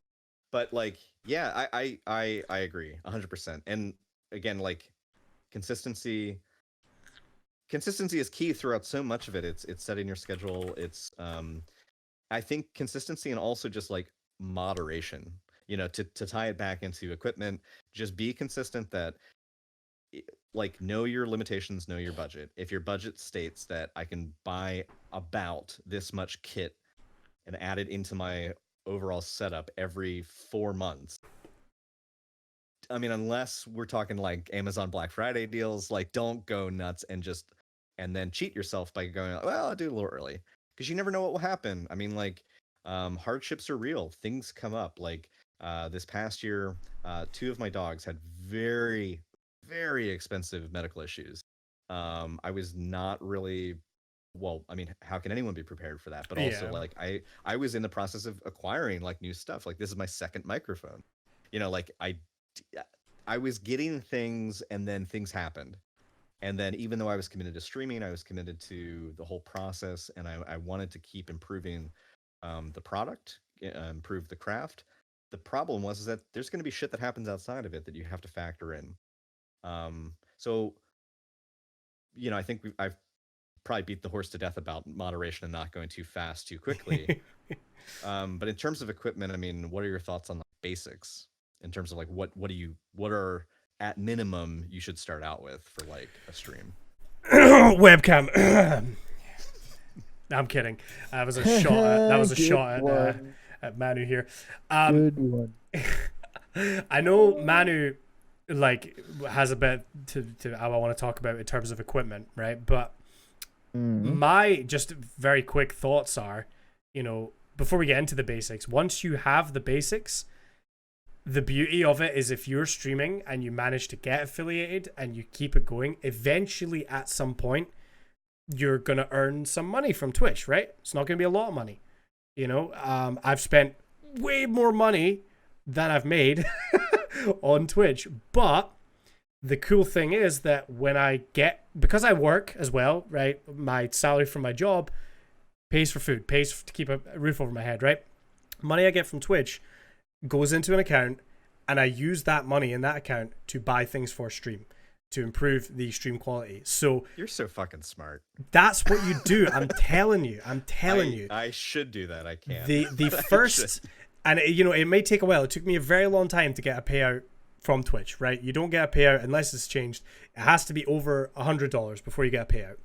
And that could take a month, it could take 2 months, 3 months, 4 months, however long, right? It took me a long time to get my first payout. And when I did, I took that payout and I went and I spent it on, I think, emotes or something like that, right? I went and I spent it on the stream. And that is the answer, okay? Because if we step back and we look at this as a very, very business oriented thing, okay, take all the emotion out of it, take all of the community and the fun and all that stuff about it. You want to take anything you make from this, if you look at it as a job, I think you should be investing back into the stream. Invest it into better quality, because the classic, you got to spend money to make money, right? That, in my opinion, that's the best way to do these things, and that's the way I try and do it. I will invest the money that I make from stream back into stream, because people that are are kind enough to support you in your stream, and people that want that, you're kind of giving back to them by making a better experience for them, giving them a better mic so they're not hearing static, or a slightly better webcam so they can see me cry when I lose games and just be frustrated. Always have a pillow that you can scream into. It's very important. The screaming pillow. Yes, I agree. Early But yeah, investment that. IMO, that's the best way to do it. Take that money that you do make from Twitch and invest it back in. The very first paycheck you get from Twitch, I think should be invested back into the stream in some way. And that's something that I've stuck to this whole time. And, whether it is on something that's going to improve, PC parts, it's still going to improve the quality of the stream. Better lighting, emotes that for your chat to physically use, and sub badges, all these things. That's, I think, where you should go, rather than just blowing all your own money when you've got, when you're not affiliated and you don't have any subscribers, and there's, who are you spending that money for, right? That's my point on it anyway. Manu, I know, just got some new gear. I'd like him to talk us through what he got and what his thoughts are, and why he decided to upgrade. And sell us on next day delivery if you can. Yeah, I mean, I'm definitely gonna do that. So I got a new microphone, because like I felt with my old microphone, I had like a really shitty microphone arm that like kept like falling over and shit, and my mic quality wasn't as good. I couldn't position the mic the way I wanted it. It was always pretty far away from me, so it sounded like I was in a fucking hallway, and the quality overall wasn't the best. So I decided, for the sake of the quality of streams and podcast and videos, I'm gonna go ahead and buy a new microphone. Yeah.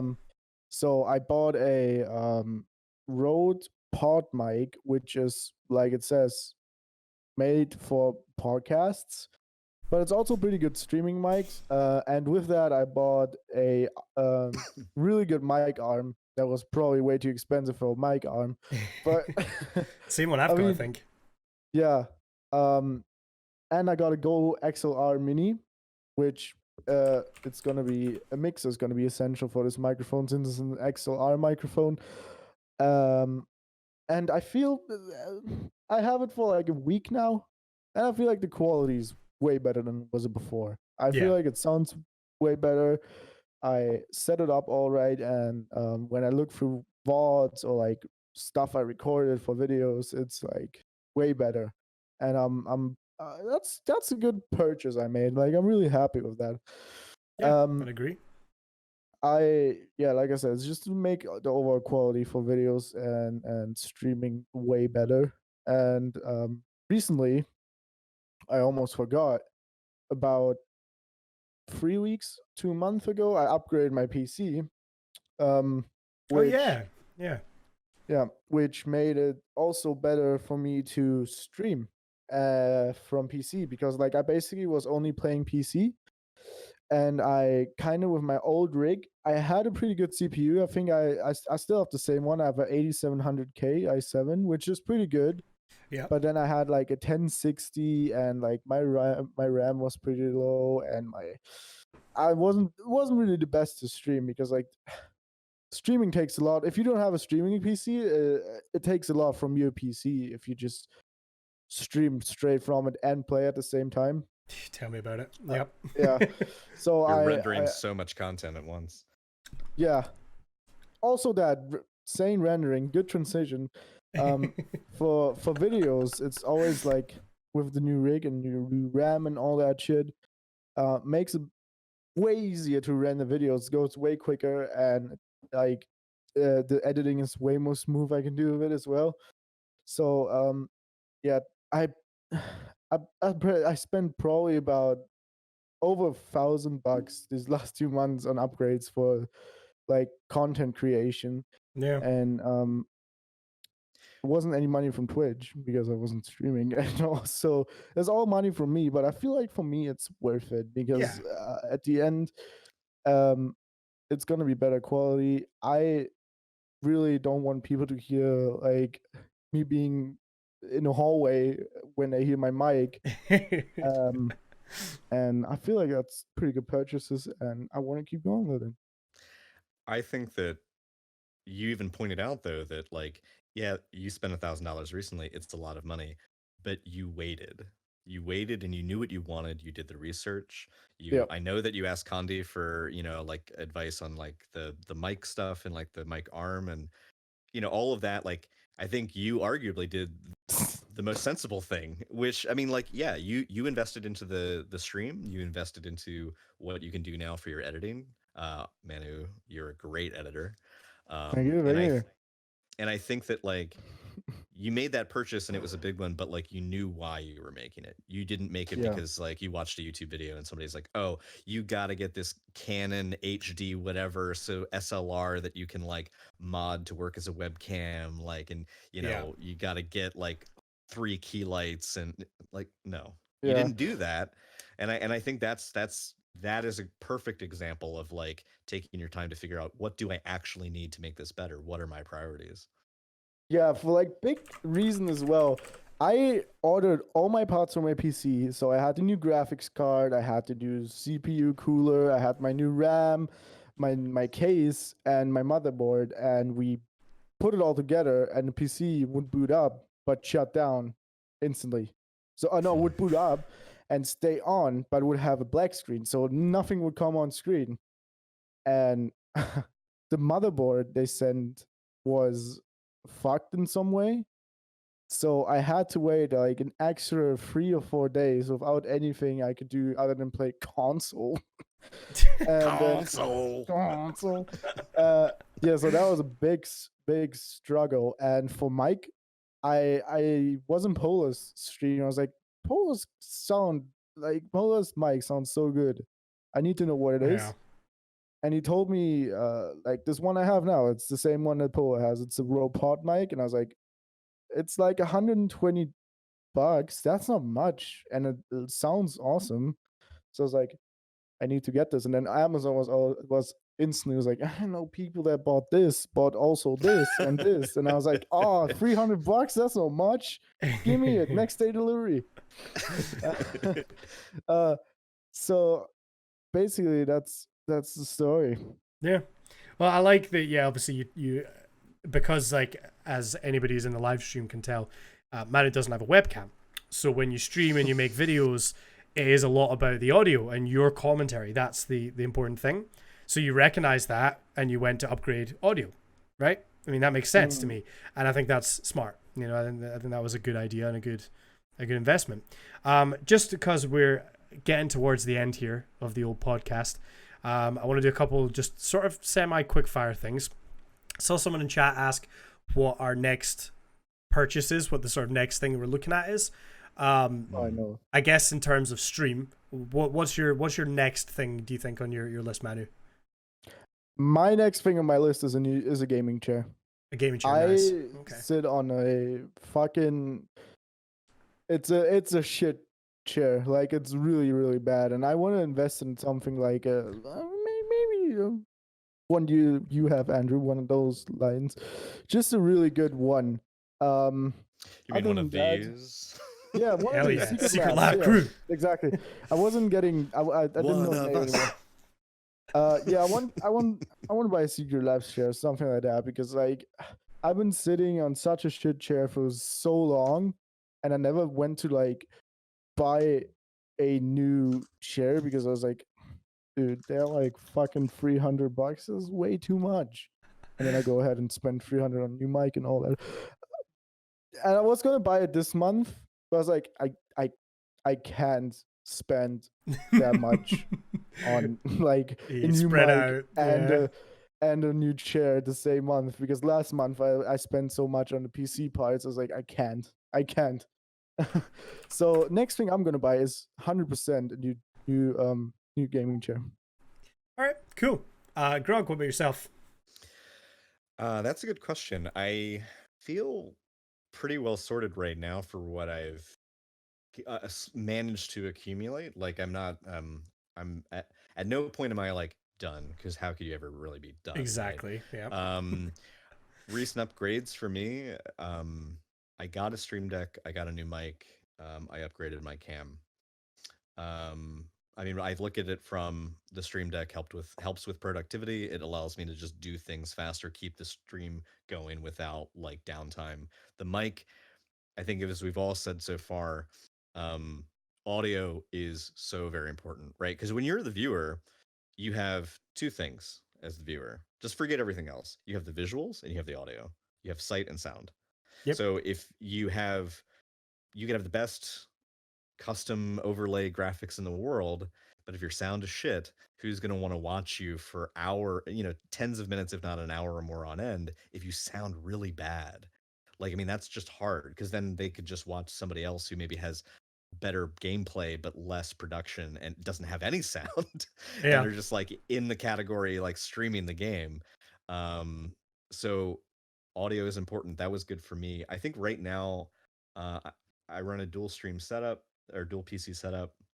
I stream off my laptop, which has got like i7 stuff in it with a not super high end, but a nice graphics card, and I have a really new NZXT desktop that I use as my gaming rig, and I'm very happy. Yep.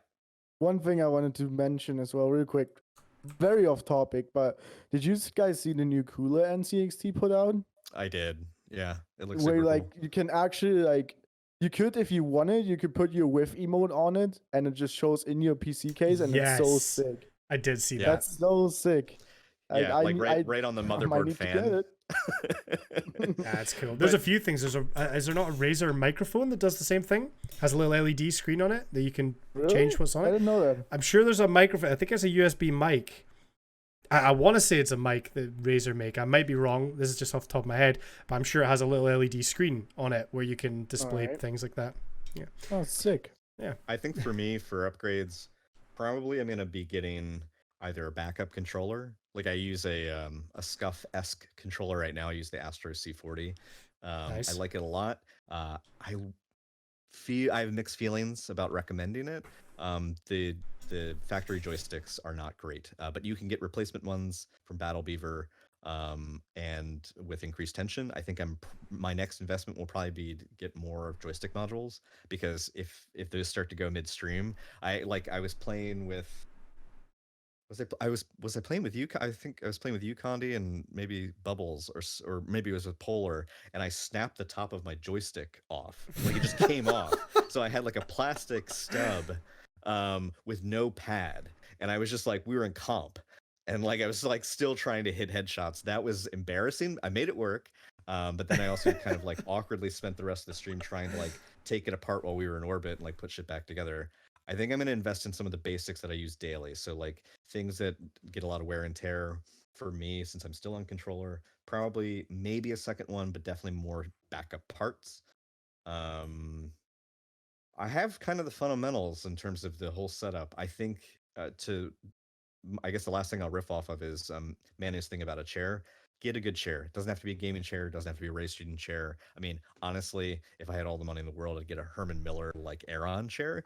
Like you just think of it this way. Think of all the mattress ads that you've ever seen in your life, and they're like, you spend a third of your life in bed. Like why would you take that part of your life and like not give yourself the best quality sleep that you can? It's like, well, they are selling that, they are spinning that as an upsell to get you to invest in like a higher quality bed, but also like they're not wrong. Yeah. You do spend that much time in Yeah. bed.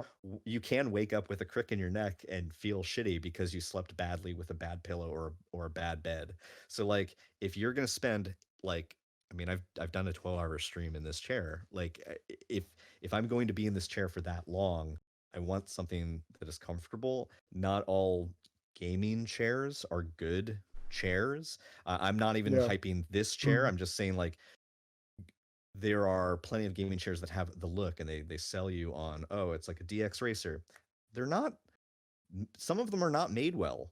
That's Yep. not a knock against a particular company, but like you want to have something that gives you good posture, that allows for good circulation. You want to be comfortable. You don't want to be straining your neck. You want to be as comfortable as possible while you do it. And I think Yep.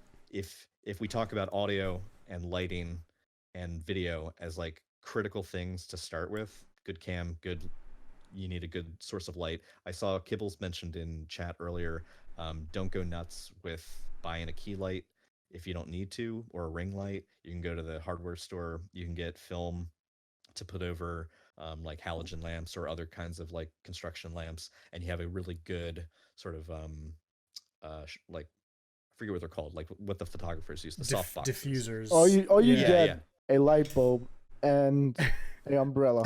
Dude, I have Yeah. That works as well. I have a cheap Awesome. LED. But a chair is good. Yeah, I have a cheap LED lamp that's USB powered, plugged into my PS4, and I bounce it off of the wall. Right, I've got sound panels up on the wall, and I have a LED light that just bounces off the wall and back on my face, so I'm not washed out, because I'm very pale. I don't go outside a lot, right? And I'm ginger, right? So the sun just destroys me. Yeah. It's But like I have the you're a light just vampire, right? bounced off the wall, and it works perfectly fine. And vampire. it costs next to nothing. There are so many the things that aren't directly seen on stream, like your lighting and things. You can do it like, well, I forget the phrase I'm looking for, but you can home DIY that stuff easily enough.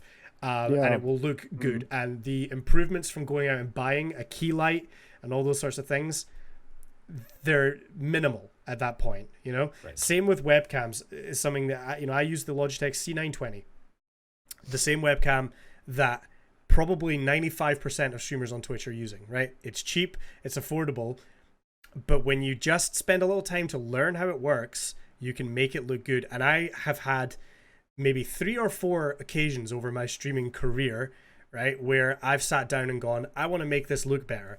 I'm going to sit and adjust some filters. I'm going to adjust some settings. I'm going to adjust my lighting.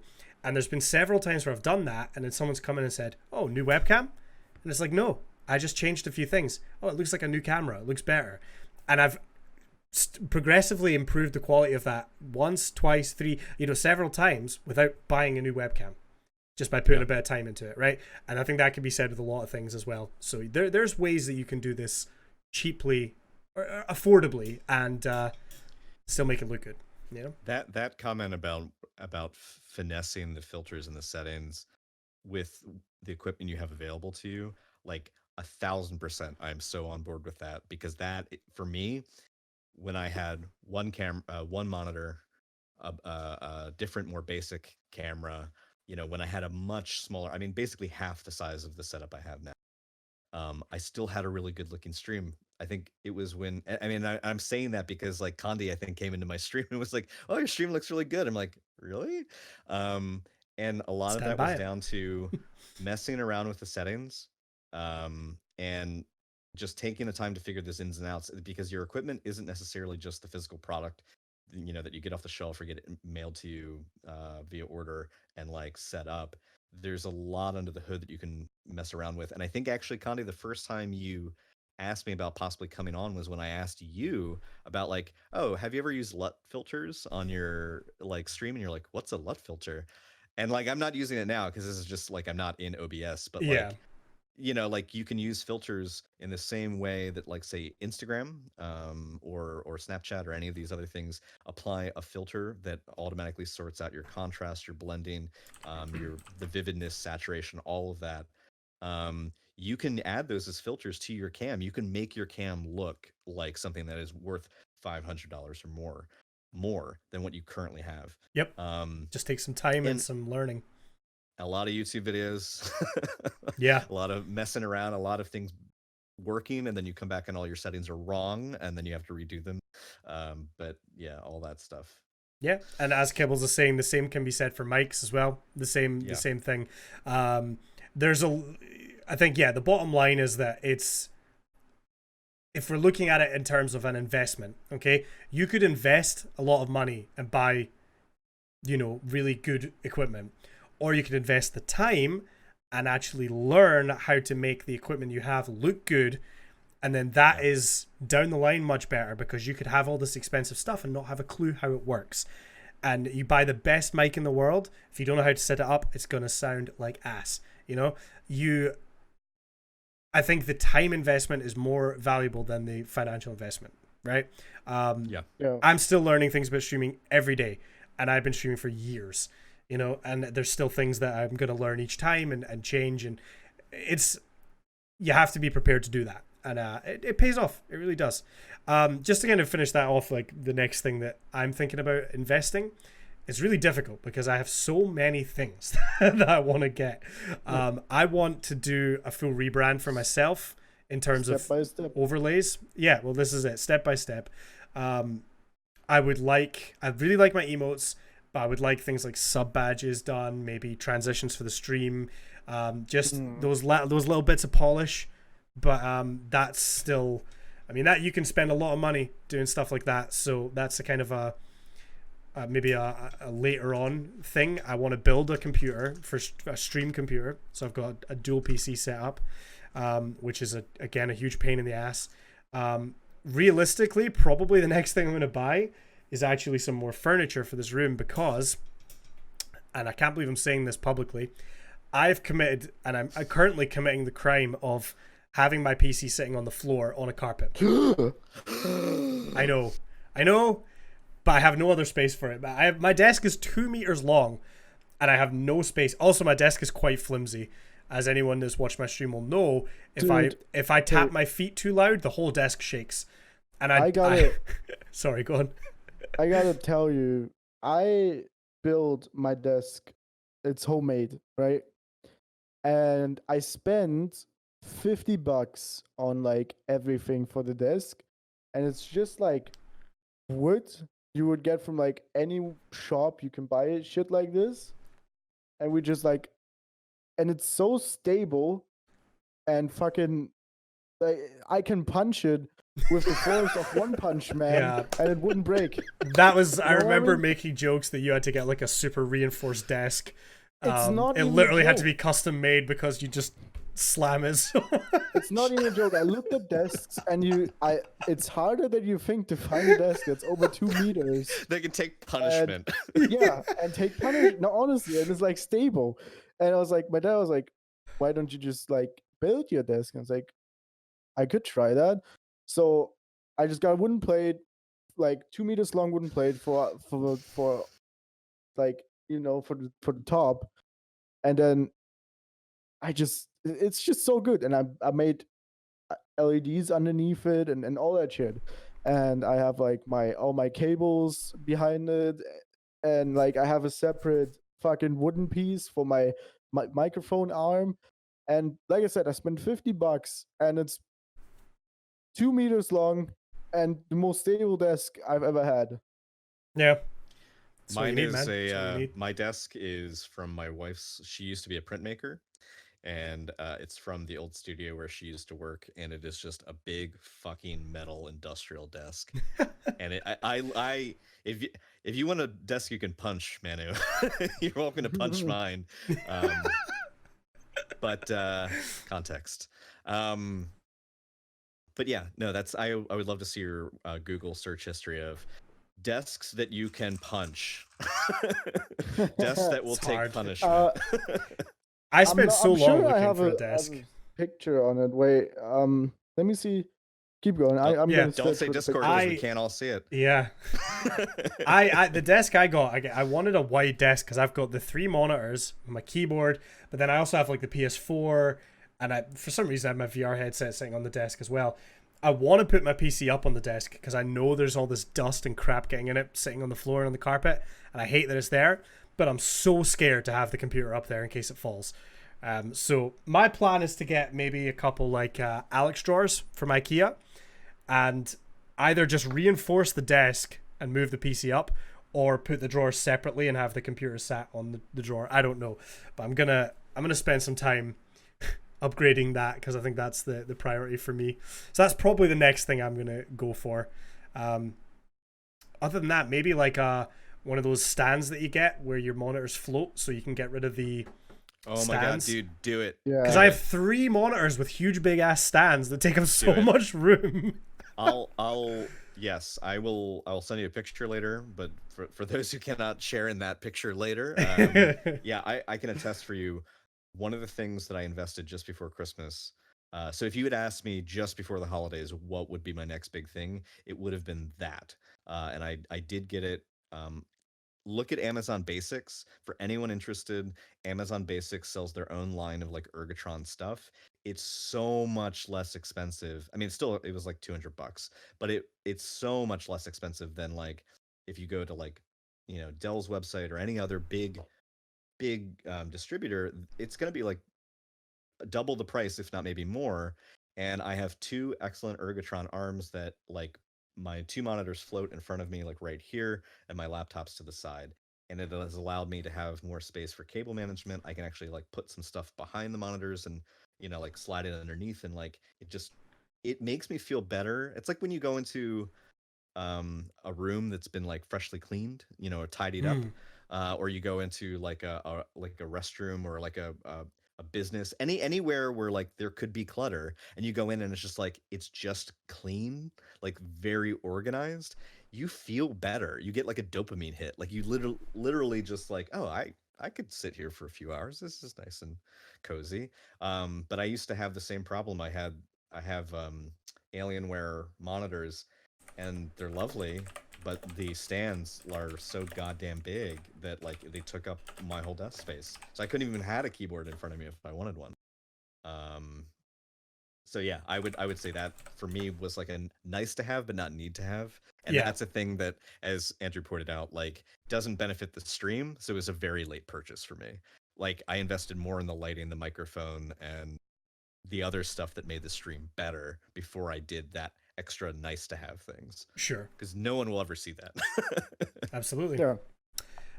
Did you manage to find a picture, Manu, or are you yeah, I put it in Discord. Oh, right. Okay, that's fine. All right. Well, I think I think that is pretty much us, unless anyone has anything else urgent they want to bring up before we call it. Thanks for having me. Hey, listen, we're gonna go around. So, first of all, let me just say thank you guys for anyone who is listening to the show or does manage to come out and catch the live stream. I love doing the podcast. I want to try and be more consistent. We managed to do 2 weeks in a row. We're going to be back next week.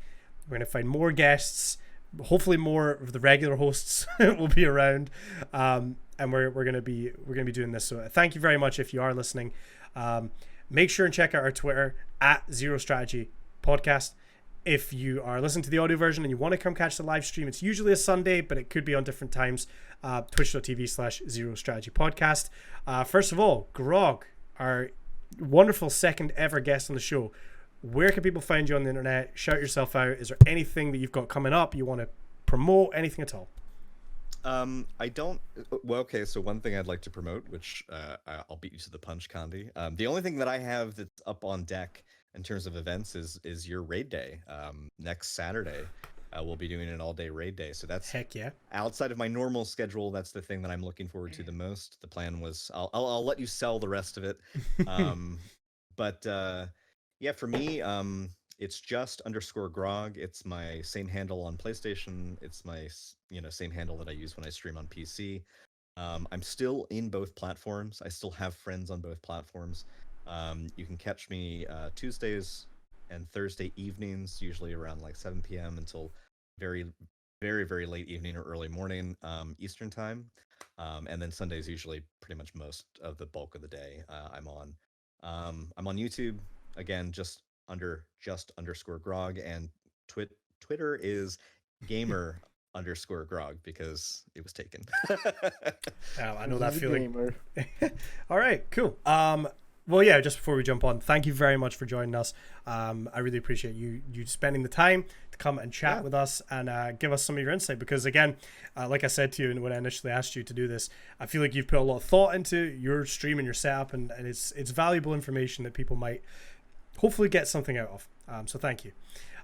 Manu, where can people find you on the internet? What have you got coming up? What have you been doing that you can promote? One sec, I found a picture. One sec, look. All right, this is the desk. That looks thick. That's nice. That's a thick desk. So you have the LEDs underneath, and that's my shitty chair. I want to get rid of. That's a sturdy boy. For audio listeners, it is a big desk. Dude, if I would have to explain it, I would say wood and big. Could take out of context. Yeah, people can find me on Twitch, the same as I'm here, that guy Cod. People can find me on YouTube the same as I'm on this podcast, that guy Cod. By the way, I just uploaded a video like 2 days ago. Yeah, you did. And I am going to upload another one next week, which is going to be a bit different. It's going to be a Trouble in Terrorist Town video, which is actually surprisingly more fun than I thought. Like, there's some really funny moments of that. So that's going to go up next week. And then I'm also really excited for the Raidathon, and I can't wait. I really, really am excited for that. I'm looking forward to next weekend. It's going to be Heck awesome. yeah. Well, thank you very much for your time. All right, and then to finish us off, my name's CondiFly. You can find me on twitch.tv/CondiFly. The same on YouTube, CondiFly. We haven't uploaded in a couple weeks. I'm going to get on top of that. I'm going to be fixing it, hopefully getting some videos pumped out soon. The Twitter is at CondiFly, but with an extra Y because reasons. Twitter, if you happen to be listening, help me out here.